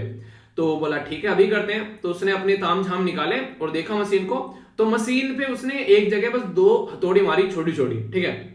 तो जगह 2 छोटी छोटी हथौड़ी मारी और उसने बेसिकली यहाँ पर हथौड़ी जो मारी, तो हथौड़ी मारने के लिए वो बोला कि ठीक है, थोड़ी सी देर में मशीन चल गई। आप लोगों ने देखा ना कई सारे डॉक्टर जो होते हैं वो नब्ज पकड़कर बता देते हैं कि ये इंसान जो है इसको ये बीमारी है। तो वो वही उसी लेवल का वो खिलाड़ी था, बेसिकली उसी लेवल का वो मैकेनिक्स था। तो यहाँ पर ये काम करने का उसने बेसिकली वो काम कर दिया उसने और बोला ठीक है। तो बोला कि पैसे कितने हो गए, तो उसने बोला भाई साहब पैसे हो गए 10,000 रुपए। तो सब मतलब एक तरीके से हो गए, ये क्या तरीका है, मतलब 2 हथौड़ी मार रहे हो और 10,000 रुपए ले रहे हैं। तो बोला कि भाई ये क्या तरीका है, 2 हथौड़ी मारे और 10,000 रुपए ले रहे हो, मतलब ये तो कोई तरीका नहीं हुआ। तो उसने बोला कि नहीं यार, हथौड़ी मारने के 10,000 रुपए थोड़ी ना ले रहा हूं मैं, कह रहा हथौड़ी मारने के तो बस ओनली 100 रुपए ले रहा हूं मैं, बाकी कहां हथौड़ी मारनी है उसके 10,000 रुपए ले रहा हूं और वो है मेरा एक्सपीरियंस। तो ये होता है असली खिलाड़ी, ठीक है। पर लेकिन ये इंसान आप लोगों का एक्सपीरियंस के बेस पर एक इंसान बन जाता है। आज के डेट में आप लोगों को ये चीज देखने को मिलेगी, लैंग्वेज जो होती है ना वो कई बार बैरियर बन जाती है। अब हो सकता है कोई पर्टिकुलर लोकल एरिया में एक अच्छा इंसान जो कि सारी अच्छी चीजें ढंग से समझ पा रहा है, कोई इंजीनियर बनना चाह रहा है, कोई डॉक्टर बनना चाह रहा है, पर लेकिन जो उसको डॉक्टर अगर इंजीनियर बनना है उसको लैंग्वेज चेंज करनी पड़ेगी अपनी, जो कि उसको एक तरीके से कई बार जो है उसको पीछे ढकेल देती है। तो वो चीजें काफी ज्यादा खतरनाक हो जाती है। तो 21 फरवरी को ये डे सेलिब्रेट किया जाता है। एक तरीके से ये जो डे है ये काफी बड़ा रोल प्ले करता है इंटरनेशनल लेवल पर। और यहाँ पर इसी के चलते यहाँ पर अभी बात की जा रही है इसकी थीम में कि इंटरनेशनल जो मदर लैंग्वेज डे है उसको अगर हम लोग टेक्नोलॉजी का उसके अंदर यूज करते हैं तो using technology for multilingual learning और चैलेंज एंड अपॉर्चुनिटी। तो अगर कल को चलकर टेक्नोलॉजी जैसे हम लोग यूज कर रहे हैं, आज के में आप लोग गूगल पर जाकर कुछ भी सर्च कर लो, एक लड़की बोलेगी आप लोगों को कोई भी लैंग्वेज पढ़वा सकते हो उससे, यानी कि हर एक लैंग्वेज बोलती है आप लोगों को नजर आएगी, ठीक है। आप लोग उससे सारी लैंग्वेज बुलवा सकते हो। तो यहाँ पर उसी के चलते बात की जाती है कि आज के में हम क्यों ना लैंग्वेज को डिजिटलाइज फॉर्म में करना स्टार्ट कर दें। और ये मुहिम भी चल चुकी है अपने देश के अंदर भी, एक प्रोग्राम है बड़ी शानदार, आप लोगों को बताऊंगा, आप लोग सुनकर उसको काफी ज्यादा यानी एक तरीके से वो गर्व फील करेंगे, हाँ इसके ऊपर काम चल रहा है। तो इसके चलते यहाँ पर बात की जा रही है कि जो यूनेस्को के डायरेक्टर हैं उनके द्वारा भी यहाँ पर ये बात की गई। तो यूनेस्को के जो डायरेक्टर यहाँ पर एंड्रू एजोले, इनके द्वारा बातें बोली गई कि टेक्नोलॉजी काफी इंपॉर्टेंट रोल प्ले कर सकती है। जो लिंग्विस्टिक जो लैंग्वेज है, एक तरीके से जो लिंग्विस्टिक है डाइवर्सिटी, यानी कि आप लोगों ने सुना होगा अपने देश के बारे में कि एक तरीके से नहीं, कोस कोस पे बदले पानी, सवा कोस पे बानी, तो ये वाला डायलॉग बोला जाता है। यानी कि हमारे देश में अगर आप लोग थोड़ा सा आगे चलोगे कहीं पर तो वहां पर लैंग्वेज बदल जाती है, थोड़ा सा कहीं और आगे चलोगे तो वहां पर पानी का टेस्ट चेंज हो जाता है। तो तो ये चीजें आप लोगों को देखने को मिलती है। तो कई बार जो चीजें हम लोग ओरली बोलते हैं, इसलिए मैं बोलता हूं कि जैसे आप लोग आज के में मेरे से लेक्चर सुन रहे हो, ठीक है, तो ये लेक्चर अब जब कल दूसरी बार आप लोग लेक्चर सुनने आओगे तो बहुत सारी चीजें आप लोग भूल चुके होंगे अगर आप लोग इसको रिकॉल नहीं करोगे। इसलिए मैं कहता हूं हमेशा कि जैसे लेक्चर कंप्लीट हो जाए, लेक्चर कंप्लीट होने के बाद में जैसे लेक्चर बंद होता है तुरंत यहां पर आंखें बंद कीजिए और कोशिश कीजिए रिकॉल करने की मैंने आप लोगों को क्या पढ़ाया, और सेम काम आप लोग कर सकते हैं जब कल लेक्चर देखने आओगे उससे पहले। इससे आप लोग आधे से ज्यादा चीजें याद रखोगे, और अगर ये काम एक बार बिस्तर पर जाते टाइम भी आप लोगों ने कर दिया तो उन्हें कहते हैं कि सुभान अल्लाह मजा ही आ जाएगा, ठीक है। तो यानी कि पूरा आप लोग उसको एंजॉय कर पाओगे, आप लोग बहुत सारी चीजें नहीं भूलोगे और आप लोगों का माइंड भी स्टेबल रहना स्टार्ट हो जाएगा और आप लोगों की मेमोरी भी बढ़नी स्टार्ट हो जाएगी ओनली ये काम करने से। और करने कितने टाइम है, ओनली 2 मिनट लेक्चर से पहले और 2 मिनट लेक्चर के बाद में और सोने के टाइम 5-7 मिनट, इतना काम करना है। इससे ज्यादा तो आप लोग पता नहीं कहां टाइम बर्बाद कर देते हो। कोई बड़ा 30 मार्च ऐसे नहीं बता रहा हूं, बहुत बड़ी चीज बता दी, पर हाँ इंप्लीमेंट करने में बहुत बड़ी है। 99% लोग नहीं करते हैं। आप लोग को 1000 बार बोल चुका हूं, आप लोग देख लो कितने करते हो। इवन जब मैं बोलता हूं कमेंट बॉक्स में आप लोग अपना शेड्यूल लिखना है, तो ये भी आज की डेट में बहुत सारे बच्चे नहीं करते हैं। रीजन क्या है, रीजन ये है कि यहाँ पर इसके लिए एक आदत बनानी पड़ती है, ठीक है। और वो जो आदत है वो इंसान तभी बना पाता है जब अपने आप को एक पुराने पैटर्न में से हटा पाता है। तो बहुत सारे लोग जो उसी में जूझते रहते हैं, इसीलिए कभी भी आप लोगों को देखने को मिलेगा इंसान जो अपने टारगेट अचीव करते हुए नहीं नजर आते हैं, ठीक है। तो ये इंपॉर्टेंट कुछ मुद्दे हैं। अब इसके साथ में मैं आप लोग कई सारी बातें बताने वाला हूं जो कि आप लोग समझोगे। मैंने आप लोगों से यहां पर बात की किसके बारे में, इंटरनेशनल लैंग्वेज डे के बारे में। इसी के चलते एक और डे आप लोगों को देखने को मिलेगा, हमारे देश में भी हिंदी दिवस हम लोग सेलिब्रेट करते हैं। इसी के बेस पर एक और टॉपिक कवर कराऊंगा कि 8वें शेड्यूल में जो लैंग्वेज है उसके बारे में हम लोग बातें करेंगे। इसी के बेस पर यहां पर आप लोगों से मैं बातें करूंगा यहां पर हमारी कंट्री में क्लासिकल लैंग्वेज क्या होती है, ठीक है। तो यानी कि आप लोगों से यहाँ पर बहुत सारे टॉपिक इसके अंदर मैं कवर कर दूंगा ताकि लैंग्वेज के बारे में कोई कुछ पूछ ले आप लोगों से तो आप लोग कभी भी शर्माए घबराए ना, और आप लोगों के 2 नंबर पक्के करवा देगा ये अकेला यहाँ पर आर्टिकल जो है, ठीक है। इसके अंदर कई सारी चीजें जब कवर हो जाएंगी तो लैंग्वेज के बारे में कुछ भी चीजें आएंगी तो अब आप लोग यहाँ पर दिक्कत में नहीं आएंगे कभी भी, ठीक है।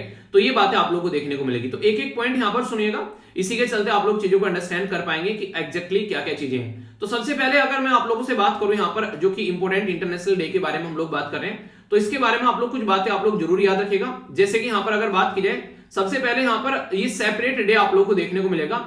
हमारी कंट्री में हम लोग क्या करते हैं, यहाँ पर सितंबर 14 को हिंदी दिवस सेलिब्रेट करते हैं, ठीक है। और जनवरी 10 जो है यहाँ पर ये वर्ल्ड हिंदी दिवस सेलिब्रेट किया जाता है जिसको विश्व हिंदी दिवस बोलते हैं। पहले तो यही इंपोर्टेंट फैक्ट जो है आप लोग यहाँ पर याद रख सकते हैं। इसी के साथ में एक और इंपोर्टेंट डे हो गया, इसको बोलते हैं इंटरनेशनल मदर लैंग्वेज डे। तो कंफ्यूज मत होना, विश्व हिंदी दिवस जो है वो अलग है और इंटरनेशनल मदर लैंग्वेज डे है वो अलग है। ये यहाँ पर 10 जनवरी को होता है और ये वाला यहाँ पर 21 फरवरी को आप लोग को देखने को मिलेगा, जो ये बताता है कि इंटरनेशनल लेवल पर जो लैंग्वेज है आप लोगों को उसको कैसे अप्रिशिएट करना चाहिए, कैसे आप लोगों को सपोर्ट करना चाहिए। तो इसके चलते यहाँ पर ये डे सेलिब्रेट किया जाता है 21 फरवरी को। 21 फरवरी को क्यों सेलिब्रेट किया जाता है, क्योंकि ईस्ट पाकिस्तान जिसको आप आज के में ईस्ट पाकिस्तान बोलते हो, एक साइड में इस टाइम पर उसको आज के में ईस्ट पाकिस्तान बोलते हो, आज के में उसको बांग्लादेश बोलते हो, एक साइड एक टाइम पर उसको ईस्ट पाकिस्तान बोला जाता था। तो ईस्ट पाकिस्तान जो है जिसको आज के में आप लोग बांग्लादेश बोल रहे हो, वहां पर अपनी लैंग्वेज जो बंगला को लेकर काफी ज्यादा प्रोटेस्ट हुआ, क्योंकि वहां पर एक तरीके से उनकी लैंग्वेज को सप्रेस करने की कोशिश की जा रही थी, ठीक है। तो उसके चलते यहाँ पर काफी सारे इशू देखने को मिले, तो प्रोटेस्ट हुआ, काफी सारे लोगों की जान भी गई। तो उसके बाद में लगा कि हाँ यार कुछ करना पड़ेगा, एक तरीके से लैंग्वेज को लेकर यहाँ पर लोग आगे निकल कर आए। तो उसके चलते यहाँ पर लैंग्वेज की डाइवर्सिटी को मेंटेन रखने के लिए, यानी कि ताकि लोग जो है अपनी लैंग्वेज बोले, अपनी लैंग्वेज में काम करें, तो बंगला को यहाँ पर रिकॉग्नाइज किया गया अपनी लोकल लैंग्वेज। तो उसके चलते जो प्रोटेस्ट उन्होंने लड़कर अपनी लैंग्वेज को मेंटेन रखने की बात की, तो तब से लेकर यहाँ पर 21 जो फरवरी है उसके लिए यहाँ पर ये लैंग्वेज डे सेलिब्रेट करते आ रहे हैं। एक इंटरेस्टिंग क्वेश्चन भी बन सकते हैं यहाँ पर, मैंने आप लोगों को बताया भी है, ये आप लोगों को उस इंसान का नाम बताना है जिसके द्वारा ये रिकमेंड किया गया था 21 फरवरी को आप लोगों को ये डे सेलिब्रेट करना चाहिए। बताइए उस इंसान का नाम क्या है। 1999 में यूनेस्को के जो जनरल कॉन्फ्रेंस हुई उसके तहत यहाँ पर ऑब्जर्व किया गया वह ये यहाँ पर, और 2000 से हम लोग इसको सेलिब्रेट भी करते हुए आ रहे हैं। और यही बात यहाँ पर इसमें क्वेश्चन में बोली गई है, अगर ध्यान से आप लोगों ने सुना होगा कि 2000 से यहाँ पर ये लैंग्वेज डे सेलिब्रेट करते हुए आ रहे हैं, और ये कहां से निकल कर आया, तो ये बांग्लादेश से निकल कर आया। तो ऐसे क्वेश्चन आप लोग यहाँ पर बनते हैं, ठीक है। अब जो नेक्स्ट इंपोर्टेंट जो क्वेश्चन आप लोगों से यहाँ पर बन जाएगा, ये काफी इंपोर्टेंट है, इसीलिए मैंने यहाँ पर एरो भी लगा दिया आप लोगों के लिए, स्टार लगा लेना। ये हो सकता है आगे आने वाले टाइम में क्वेश्चन भी देखने को मिल जाए, और ये ऐसा क्वेश्चन है जो कि 10 साल का आप लोगों को बेसिकली फायदा देकर जाएगा, यानी कि आने वाले टाइम में 10 साल तक आप लोग इसको तैयार कर सकते हैं। बात की जा रही है यहाँ पर इंटरनेशनल जो डे है उसके चलते यहाँ पर आप लोगों को देखने को मिलेगा यहाँ पर एक डेकेड सेलिब्रेट किया जाता है, ताकि यहाँ पर जो इंडिजिनस लैंग्वेज है उनको हम लोग एंजॉय करते रहें, यानी कि अपनी लोकल लैंग्वेज है एक दशक तक यहाँ पर उनको रिकॉग्नाइज करते रहें। तो 2022 से लेके 32 तक का यहाँ पर ये पूरा एक डेकेड है, यानी कि एक दशक सेलिब्रेट करने की बात की जा रही है। तो इंपॉर्टेंट क्वेश्चन बन जाएगा।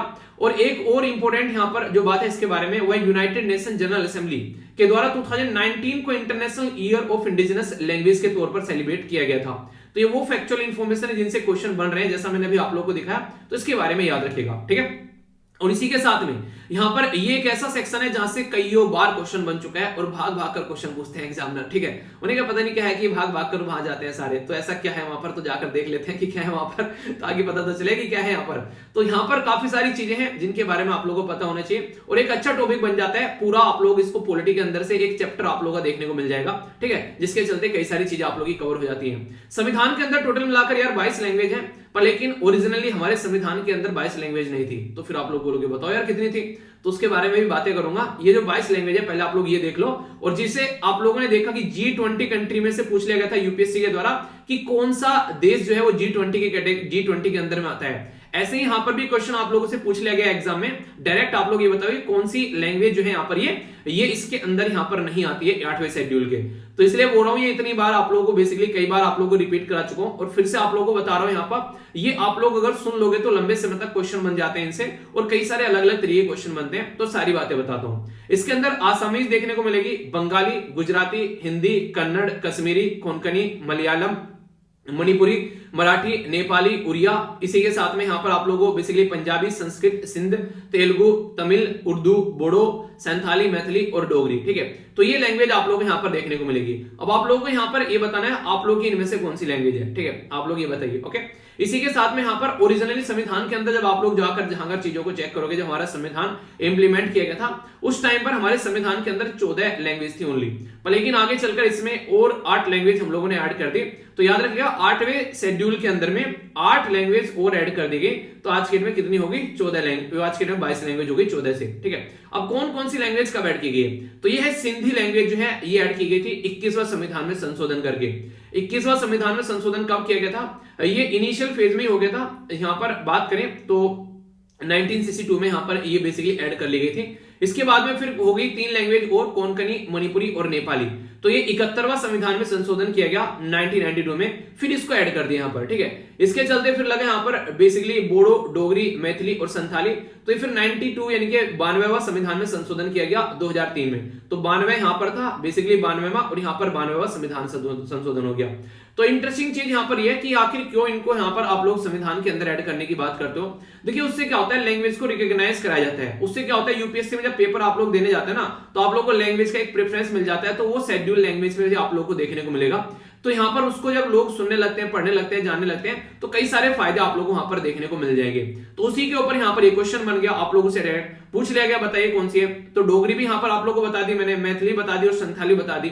अब ये तो आसान क्वेश्चन पूछ रहे हैं, अगर एग्जामिनर को लगा थोड़ा सा अच्छे लेवल पर क्वेश्चन पूछ रहे हैं तो बोल देगा कि कौन से संविधान संशोधन में कौन सी लैंग्वेज ऐड की गई थी। उनको मैच करने के लिए भी आप लोगों के सामने रख सकता है। स्टेट पीसीएस के अंदर भी ऐसे क्वेश्चन कई बार आते हैं। तो इसलिए ये पूरा टॉपिक मैंने इस तरीके से आप लोगों को तैयार करा रहा हूं, ताकि जो भी क्वेश्चन बने हैं वो आगे भी बने, तो कंफ्यूजन आप लोगों के माइंड में न देखने को मिले। अब यहां पर हम लोगों ने बात कर ली हिंदी दिवस के बारे में, इंटरनेशनल लैंग्वेज डे के बारे में, ऑफिशियल लैंग्वेज के बारे में। एक और चैप्टर आप लोगों को देखने को मिलता है, और ये चैप्टर मैंने पूरा डिटेल में कवर किया था यहाँ पर बेसिकली पॉलिटी के अंदर, आप लोग जाकर देखिएगा, यही थंबनेल है, वहां पर भी बात की जा रही है क्लासिकल लैंग्वेज के बारे में। तो classical language by Veer search कर लेना, आप लोगों को सारी बातें मिल जाएंगी। एक ओवरव्यू में आप लोगों को यहाँ पर देता हूं। हमारे अगर बात करें क्लासिकल लैंग्वेज के बारे में, कुछ कॉन्सेप्ट्स होने चाहिए जो कि आप लोगों से बन सकते हैं। ऑल द क्लासिकल जो लैंग्वेजेस हैं वो आप लोगों को देखने को मिलेगी, जो आप लोगों को नजर आ रही है यहाँ पर, जैसे तमिल हो गया, इसी के साथ में संस्कृत हो गया, कन्नड़ हो गया, तेलुगु हो गया, मलयालम हो गया और उड़िया हो गया। ये सारी बात करेंगे आप लोगों को। 8वें शेड्यूल के अंदर जब आप लोग जाते हैं तो ऑफिशियल लैंग्वेज के तौर पर आप लोगों को चीजें देखने को मिलती हैं, और आर्टिकल 343 से लेकर 351 तक ये फैक्चुअल इंफॉर्मेशन है, ठीक है। इसी के साथ में यहाँ पर कहां पर रहती है, तो यहाँ पर 7 जो आप लोगों का 17वां जो पार्ट है उसके अंदर आप लोगों को देखने को मिलेगी। अब ये क्या होता है, कई बार ये आ जाता है कि इनको ये बताओ कब कब कौन सी सबसे पहले यहाँ पर ऐड की गई क्लासिकल लैंग्वेज के तौर पर, और कौन सी अब फिलहाल ऐड की गई। तो ये काफी इंटरेस्टिंग बन जाते हैं यहाँ पर। देखिए नॉर्मली क्या होता है, कई बार कंफ्यूजन हो जाता है कि संस्कृत सबसे पहले ऐड कर दी गई होगी, पर ऐसा नहीं हुआ। यहां पर हुआ क्या था, 2004 में हम लोगों ने सबसे पहले तमिल लैंग्वेज को डिक्लेयर कर दिया क्लासिकल लैंग्वेज, फिर आगे चलकर 2005 में संस्कृत, 2008 में कन्नड़, इसी के साथ में 2008 में यहां पर तेलुगु हो गया, और फिर मलयालम हो गया 2013 में, और अभी जो लेटेस्ट ऐड की गई है वो है उड़िया लैंग्वेज। तो ये इंपॉर्टेंट क्वेश्चन आप लोगों से कई बार बन जाता है, जो कि आप लोग याद रखिएगा। और यही मैंने थंबनेल लगाया वहां पर उस वीडियो के अंदर में, आप लोग जाकर सर्च करोगे तो यहां पर कुछ और एक्स्ट्रा कई सारी चीजें आप लोगों को देखने को मिल जाएंगी। तो थोड़ा सा और अगर इंटरेस्ट आप लोग रखते हैं कि यार कुछ और जानना है, तो आप लोगों का स्वागत है। उन्हें स्वागत नहीं करोगे हमारा, तो स्वागत है आप लोगों का, इसको जाकर आप लोग देखिएगा, ठीक है। तो आंसर क्या हो गया, आंसर यहां पर हो गया भूति। आप लोगों को ये बताना है ये लैंग्वेज, अब आप लोगों को ये बताना है ये लैंग्वेज कहां पर बोली जाती है, ठीक है। तो ये इंटरेस्टिंग क्वेश्चन हो जाएगा आप लोगों के लिए। और बाकी अपनी लोकल लैंग्वेज के बारे में जरूर बताएगा कि आप लोगों की लोकल लैंग्वेज क्या है, ठीक है। चलिए एक और इंटरेस्टिंग क्वेश्चन आप लोगों से पूछ लेता हूं, ये स्टेट पीसीएस के अंदर क्वेश्चन पूछा गया था ये आप लोगों को बताना है, ठीक है। ये सारी चीजें पढ़ा दी तो इतना तो हक बनता है ना, और पढ़ा भी चुका हूं, अभी 1 मिनट पहले ही पढ़ा दिया आप लोगों को। बात की जा रही है कि विच ऑफ द फॉलोइंग आप लोगों को देखने को मिलेगा डिक्लेयर की गई क्लासिकल लैंग्वेज, ठीक है, बाय द कॉन्स्टिट्यूशन, यानी कौन सी क्लासिकल लैंग्वेज आप लोगों को यहां पर देखने को मिलेगी, ये आप लोगों को बताना है, ठीक है। इनमें से एक है मलयालम, दूसरा यहाँ पर कन्नड़, ठीक है, एक है यहाँ पर तेलुगु और एक है यहाँ पर तमिल। तो सही आंसर क्या है, ABCFD, तो ये आप लोग को बताना है। तो ये अब आसान हो गया आप लोगों के लिए, क्योंकि अभी मैंने टॉपिक पढ़ा है, इसका आंसर मैंने आप लोगों को दे दिया ऑलरेडी। आप लोग ये बोल सकते हैं, आप लोग अटेम्प्ट कीजिए अब ये आप लोग, ठीक है। मुझे लग रहा है सर हरियाणा पीसीएस के अंदर क्वेश्चन आया था, आई थिंक ये आप लोग बताएगा, किसी ने पेपर दिया था हरियाणा पीसीएस के साथ। आप लोग जो पेपर दे के आते हैं ना, आप लोग सेंड करते हैं, उसी में से क्वेश्चन उठाए मैंने, बहुत सारे पेपर सेंड करते हैं बच्चे। तो आप लोग जब भी पेपर सेंड कर, आप लोग पेपर देकर आते हो तो पेपर जरूर सेंड किया करो studyloverveer@gmail.com पर, जहां पर आप लोग अपने डाउट्स वगैरह भेजते हैं ना पर्सनल कई बार, तो studyloverveer@gmail.com, ठीक है। तो उसके ऊपर पेपर लिख दिया करो जब भी आप लोग देकर आया करो क्वेश्चन पेपर, ठीक है, और एग्जाम का नाम लिख दिया करो, ठीक है। जैसे आप लोग डाउट के बारे में डाउट लिख दिया करो ऊपर, ठीक है, कुछ पर्सनल रीजन के बारे में पर्सनल लिख दिया करो, सिलेक्शन के बारे में है तो सिलेक्शन लिख दिया करो। तो इससे मुझे आसानी रहती है, क्योंकि वहां पर बहुत सारे मैसेज आते हैं डेली, बहुत सारे मेल आते हैं, तो कई बार कई सारे छूट जाते हैं, क्योंकि बहुत सारे इतने आते हैं और अकेले को टैकल करने पड़ते हैं। तो थोड़ा सा कई बार नहीं ऊपर टाइटल देखकर नजर पड़ जाती है, तो वो आप लोग काम कर दिया करो, ठीक है। मतलब मेरे लिए आसानी रहेगी, आप लोग ये सोच सकते हो मैं अपने फायदे की बात कर रहा हूं, ताकि मेरे तक चीजें जो है आसानी से जल्दी पहुंच जाए, ठीक है। यहां तक आप लोगों को इशू जो है बिल्कुल समझ में आ गया। अब यहां से आगे बढ़ते हैं, ये है बेलागवी वाला रीजन, जो काफी ज्यादा न्यूज में यहां पर, जो कि कॉन्ट्रैक्टर की डेथ हुई थी उसकी वजह से। तो याद रखिएगा, GS paper 2 federalism inter-state relation के बारे में लिखने के लिए आ जाए तो याद रखिएगा, महाराष्ट्र और कर्नाटक के बीच में बेलागवी जो है वो काफी ज्यादा न्यूज में रहता है, और ये रीजन जो है आज के डेट में कर्नाटक के अंदर में है। पर लेकिन महाराष्ट्र वाले बोलते हैं ये रीजन हमारा है, हमारे अंदर होना चाहिए था। तो जब भी इलेक्शन आते हैं तब यहाँ पर ये इशू उठाया जाता है। तो यहाँ पर रीऑर्गेनाइजेशन जो एक्ट आया था यहाँ पर, उस टाइम पर जो बेसिकली बात की जाती है 1956 के टाइम पर, उस टाइम पर यहाँ पर इसको कुछ इस तरीके से यहाँ पर टैकल किया गया कि ये पोर्शन जो है वो कर्नाटक के अंदर डाल दिया गया। तो काफी ज्यादा क्रिटिसाइज इसको किया जाता है और बार बार बात की जाती है कि यहाँ पर ये इसके अंदर से हटाकर ये किसके अंदर लाना चाहिए, ये महाराष्ट्र के अंदर लेकर आना चाहिए, क्योंकि यहाँ पर मैक्सिमम लोग जो है वो मराठी बोलने वाले हैं। यहाँ पर इसके चलते यहाँ पर सेंट्रल गवर्नमेंट के द्वारा एक कमेटी भी बनाई गई जिसका नाम है महाजन कमेटी। तो महाजन कमेटी सेंट्रल गवर्नमेंट या फिर यूनियन गवर्नमेंट बोलो आप लोग, क्योंकि सब जगह जो न्यूज़पेपर होता है उसमें सेंट्रल गवर्नमेंट यूज किया है, पर वर्ड जो है वो यूनियन से ही है, ठीक है। तो यूनियन लिखा हुआ है हमारे संविधान के अंदर में, मैंने आप लोगों को बताया भी था इसके बारे में। तो यहाँ पर जो बेसिकली बात करें, एक महाजन कमेटी यहाँ पर बनाएगी इस मुद्दे को सोल्व करने के लिए 1966 में। पर लेकिन ये जो कमेटी है, ये कमेटी भी ढंग से सोल्यूशन अपना नहीं बता पाई और इशू जो है वो ऐसा का ऐसे ही यहाँ पर पड़ा रह गया। हालांकि 2006 से लेकर यहाँ पर आप लोगों को देखने को मिलेगा सुप्रीम कोर्ट के अंदर भी ये इशू जो है वो अनरिजोल्व पड़ा हुआ है, ठीक है। तो यानी कि ऐसे ही देखने को मिलेगा। पर लेकिन सुप्रीम कोर्ट ने ये बोल दिया कि भाई साहब म्यूचुअली मिलकर आप लोग इसको सुलझा लो, क्यों फालतू में हमारे सर में दर्द कर रहे हो। तो सुप्रीम कोर्ट ने भी अपना पल्ला यहाँ से झाड़ लिया था। तब से ये मुद्दा ऐसा कैसे है, बार बार न्यूज में आता है और उठ जाता है, ठीक है। तो ये सारी बातें आप लोग यहाँ पर देखने को मिलेगी। तो यही स्टेट रीऑर्गेनाइजेशन यहाँ पर, ये बेसिकली सुप्रीम कोर्ट, महाजन कमेटी, ये सारी चीजें आप लोगों को यहाँ पर बता दी है पूरे नोट्स के साथ में। तो कोई भी कंफ्यूजन आप लोगों को नहीं होना चाहिए। तो रीजन न्यूज में है, कल को क्वेश्चन बन जाए तो आप लोग के माइंड में इसको लेकर क्लैरिटी होनी चाहिए, ठीक है। तो ये था यहाँ पर आर्टिकल। आई होप कि आप लोगों ने इसको ढंग से समझा होगा। ओके, आगे चलते हैं। यहाँ पर एक क्वेश्चन भी आप लोगों के सामने, यहाँ पर which of the following pair of island is separated from the each other 10th जो डिग्री चैनल है, इसके बारे में आप लोग बता सकते हैं। अंडमान निकोबार, निकोबार या सुमित्रा, मालदीव या लक्षद्वीप, लक्षद्वीप या जावा। 2014 में यूपीएससी के द्वारा ये क्वेश्चन पूछा गया। मैं भी इस क्वेश्चन आप लोगों के सामने अटेम्प्ट कीजिए। ये आप लोगों को पढ़ा चुका हूं, देखता हूं किसको याद है या भूल गए हो, ठीक है। न्यूज एनालिसिस वाले पोर्शन पर अगर हम लोग नहीं डालेंगे तो चाइना के द्वारा बोला गया इंडियन स्टूडेंट के लिए ईज किए जाएंगे, जो भी उनके ऊपर कर्व लगा रखे हैं इनके, एक तरीके से आने के लिए अलाउ किया जाएगा। मतलब कोरोना तुम्हारे वहां भर भर कर पड़ा हुआ है, हमारे देश में पहुंचा दो इसको फिर से, ठीक है। तो यार देखो इशू बहुत सारे चल रहे हैं फिलहाल के टाइम पर, आप लोग थोड़ा ध्यान रखिए इन चीजों को लेकर। कोर सेक्टर के बारे में बात की जा रही है तो यहाँ पर बोला जा रहा है 4.3 ये अभी यहाँ पर डिप होता हुआ नजर आ रहा है। इसके बारे में डिटेल में नोट्स अगर आप लोगों को चाहिए तो यहाँ पर कोर सेक्टर जाकर सर्च करना है एसएलवीपीडिया के ऊपर, तो आप लोगों के सामने खुलकर यहाँ पर आ जाएगा कोर इंडस्ट्री के बारे में। तो मैंने यहाँ पर सारी चीजें आप लोगों को यहाँ पर बता रखी है, इसमें आप लोग देखते हैं ये सारी चीजें बेसिकली क्या क्या है। यहाँ पर इंडेक्स ऑफ इंडस्ट्रियल प्रोडक्शन के बारे में यहाँ पर बात की जा रही है, यहाँ पर कोर सेक्टर कौन कौन से हैं, इनका क्या क्या वेटेज रहता है, ये डायरेक्ट क्वेश्चन आप लोगों से एग्जाम में बन जाते हैं, ठीक है। तो इसके बारे में आप लोगों को आइडिया होना चाहिए, और कई सारे नोट्स तो ऐसे हैं जो आप लोगों को हिंदी में भी यहाँ पर मिल जाएंगे, ठीक है। ये आप लोग देखते हैं तो इसको आप लोग थोड़ा सा जाकर जरूर देखेगा, ओके। तो ये बेसिक इन्फॉर्मेशन है। बाकी अगर बात करते हैं आसाम के बारे में, तो आसाम के द्वारा अभी बेल दे दी गई है जिग्नेश मेवाणी। जिग्नेश मेवाणी वही है जिनके द्वारा प्राइम मिनिस्टर मोदी साहब के ऊपर कमेंट किया गया था कि वो गोडसे के उपासक हैं, तब से यहाँ पर न्यूज में आ गए थे। और इस काफी आरोप लगे यहाँ पर कि एक इंसान जो है वो गुजरात का है, और यहाँ पर गुजरात से उस इंसान को उठाकर ले गए आसाम के अंदर में, और वहां पर बेसिकली उनको जेल में डाला गया। तो इसके चलते काफी बड़ी कंट्रोवर्सी भी यहाँ पर क्रिएट हो गई थी, ठीक है।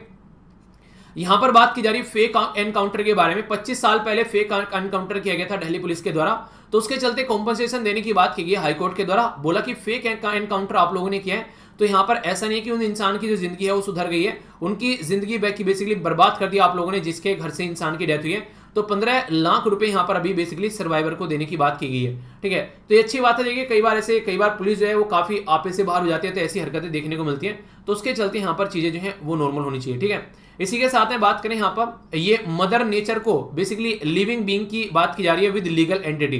तो यहाँ पर ये मद्रास हाईकोर्ट के द्वारा बोला गया कि लिविंग एंटिटी का दर्जा देना चाहिए मदर नेचर, यानी कि जिस इन्वायरमेंट में आप लोग रहते हैं उसको एक जिंदा इंसान की तरीके से मानना है। उसके ऊपर भी हम लोग right to life article 21 implement कर सकते हैं अगर उसकी जिंदगी के साथ में कोई छेड़खानी करता है। तो ये काफी एक इंटरेस्टिंग कॉन्सेप्ट लगा, तो आगे से पूछा जाए तो इसके बारे में याद रख सकते हैं। कर्फ्यू लग गया यहाँ पर, कहां पर आप लोगों को देखने को मिलेगा बेसिकली पंजाब के कुछ एरिया में, क्योंकि एंटी खालिस्तानी मार्च यहाँ पर निकाला गया। देखिए नॉर्मली लोग ना जब आप लोगों से चिढ़ते हैं तो आप लोगों को बर्बाद करने की सोचेंगे। जैसे इंडिया को बर्बाद करने की सोचा गया, कुछ ऐसा मैप बनाने की सोचा गया, यहाँ से खालिस्तान निकालने की सोचा गया, पर लेकिन लोगों ने कितने भी मंसूबे क्यों ना बनाए, हम लोग बिल्कुल जिंदा इस तरीके से अपनी शानो तख्त के साथ में खड़े हुए हैं, ठीक है। तो ये यहाँ पर लोगों की मनसा थी बनाने की हमारे देश को, और हम लोगों ने यहाँ पर ये पाथ फॉलो किया। तो ये काफी अप्रिशिएट करने लायक मूव आप लोग बोल सकते हैं। कोयले के बारे में बात की जा रही है, कोयले का प्राइसेस और मिसमैनेजमेंट के बारे में अगर बात करें तो यहाँ पर आप लोग जाकर कोयला भी सर्च करें ना, इसके बारे में आप लोगों के सामने कई सारी इन्फॉर्मेशन दे रखी है, ठीक है। तो यहाँ पर आप लोग देखते हैं कोयले के बारे में कि बेसिक इन्फॉर्मेशन कहाँ कहाँ पर आता है, जीएस पेपर 3 के अंदर में नोट्स आप लोगों को मिल जाएंगे, तो ये डायरेक्ट आप लोग यहाँ पर देख सकते हैं। एसएलवीपीडिया का मतलब ये है कि आप लोग आते जाते कहीं पर भी उठाकर पढ़ना स्टार्ट कर दो तो आसानी से सारी दिक्कतें आप लोग की दूर हो जाए, ठीक है। तो यहाँ पर बहुत सारी चीजें मिल जाती हैं, आप लोग इसको जाकर देख लेना। तो ये इससे रिलेटेड इन्फॉर्मेशन है। कोयले की कमी जो देखने को मिल रही है वो तो देखिए अभी बहुत सारे इश्यूज हैं उसके पीछे, ठीक है। जैसे कोविड-19 के चलते भी चीजें बंद रही, फिर बारिश हो गई, फिर यहाँ पर सप्लाई इंटरप्ट होगी अलग अलग कंट्री से कोविड-19 के चलते, बहुत सारे ऐसे इश्यू देखने को मिले, ठीक है। एलजी जो है यहाँ पर बीएस राजू जो है वो न्यू लेफ्टिनेंट जो गवर्नर बने यहाँ पर बेसिकली वाइस जो लेफ्टिनेंट गवर्नर बीएस जो राजू है वो नए वाइस जो चीफ बने हैं आर्मी के, ठीक है। तो 3 स्टार यहाँ पर आप लोगों को देखने को मिलेगा। अगर बात करें हमारी कंट्री में आर्मी, नेवी और एयरफोर्स के चीफ कौन है अभी आप लोगों को ये बताना है, और फर्स्ट डिफेंस और स्टाफ हमारे देश में कौन थे ये आप लोग बताइए, ठीक है। यहाँ पर जो बात की जा रही है द हिंदू न्यूज़पेपर को अवार्ड मिला है, तो congratulations to all of you. देखिए हिंदू न्यूज़पेपर बेस्ट न्यूज़पेपर माना है अगर इंटरनेशनल लेवल पर इंडिया की तरफ से आप लोग देखें, बहुत सारे अवार्ड यहाँ पर बेसिकली हिंदू को मिलते हुए नजर आते हैं। तो यहाँ पर अभी इनको सिल्वर अवार्ड मिला है 12th एडिशन, जो यहाँ पर 12th एडिशन ऑफ इंडियन जो चैप्टर ऑफ द जो इंटरनेशनल एडवर्टीजमेंट एसोसिएशन, अगर ओलिव क्राउन अवार्ड की बात की जाए तो यहाँ पर, ठीक है। तो कुछ हालांकि एग्जाम में नहीं पूछा जाएगा, पर लेकिन आप लोग खुश होने के लिए अच्छी बात है कि अच्छा न्यूज़पेपर पढ़ रहे हो आप लोग, ठीक है। रसिया में अभी यहाँ पर देखिए जो यूएन के चीफ हैं जिनके यहाँ पर अभी विजिट पर गए, कहाँ पर ये गए बेसिकली यूक्रेन की विजिट पर लेकिन यूक्रेन के अंदर फिर भी यहाँ पर रसिया जो है वो वहाँ पर विजिट पर थे, और पुतिन कह रहा है कि बम्बार्डमेंट रुकनी नहीं चाहिए चाहे कोई घूमने आए वहाँ पर। तो यहाँ पर कंटिन्यूस बम्बार्डमेंट चलती रही, ठीक है। 10 लोगों की डेथ हो गई यहाँ पर अभी बेसिकली। एक काफी बड़ा अटैक देखने को मिला काबुल यानी कि अफगानिस्तान के अंदर में। तो ये नया चेहरा भी देखने को मिल रहा है, जब यहाँ पर आतंकवादी ही डील करेंगे तो ऐसी चीजें आप लोगों को देखने को मिलेगी। इरोडगन साहब जो है वो मिलने पहुंच गए सऊदी अरेबिया के किंग। यहाँ पर जब कसोगी की डेथ हुई थी दोनों कंट्री के रिलेशन जो है थोड़े खस्ता हो गए थे, पर लेकिन अब रिलेशन को सुधारने की कोशिश की जा रही है, तो देखते हैं कितना सुधर पाते हैं यहाँ पर। कसोगी तो पता है ना, जमाल कसोगी किस देश के थे बताइए, जर्नलिस्ट थे ना वो, याद आ रहा है ना, जिनको मारकर पिघलाकर बहा दिया गया था नाली में उनकी हड्डियों को, वही इसी के बारे में बात कर रहा हूँ। आज की जो सुडोकू है यहाँ पर 3 स्टार, इसको अटेम्प्ट करिएगा और ये है कल की सुडोकू का सॉल्यूशन। शानदार तरीके से आंसर दिए गए तुषार पवार के द्वारा, काफी डिटेल में। तो आप लोग भी इसी तरीके से आंसर दिया करें, जो भी क्वेश्चन आप लोगों से पूछे जाते हैं। अच्छा लगता है जब आप लोग पार्टिसिपेट करते हैं, ठीक है। तो यहाँ पर आप लोग देखिए, यहाँ पर कोई बेसिक कोशिश क्या करोगे, सारे क्वेश्चन के आंसर दिया करो जो भी आप लोगों से पूछे जाते हैं, ठीक है।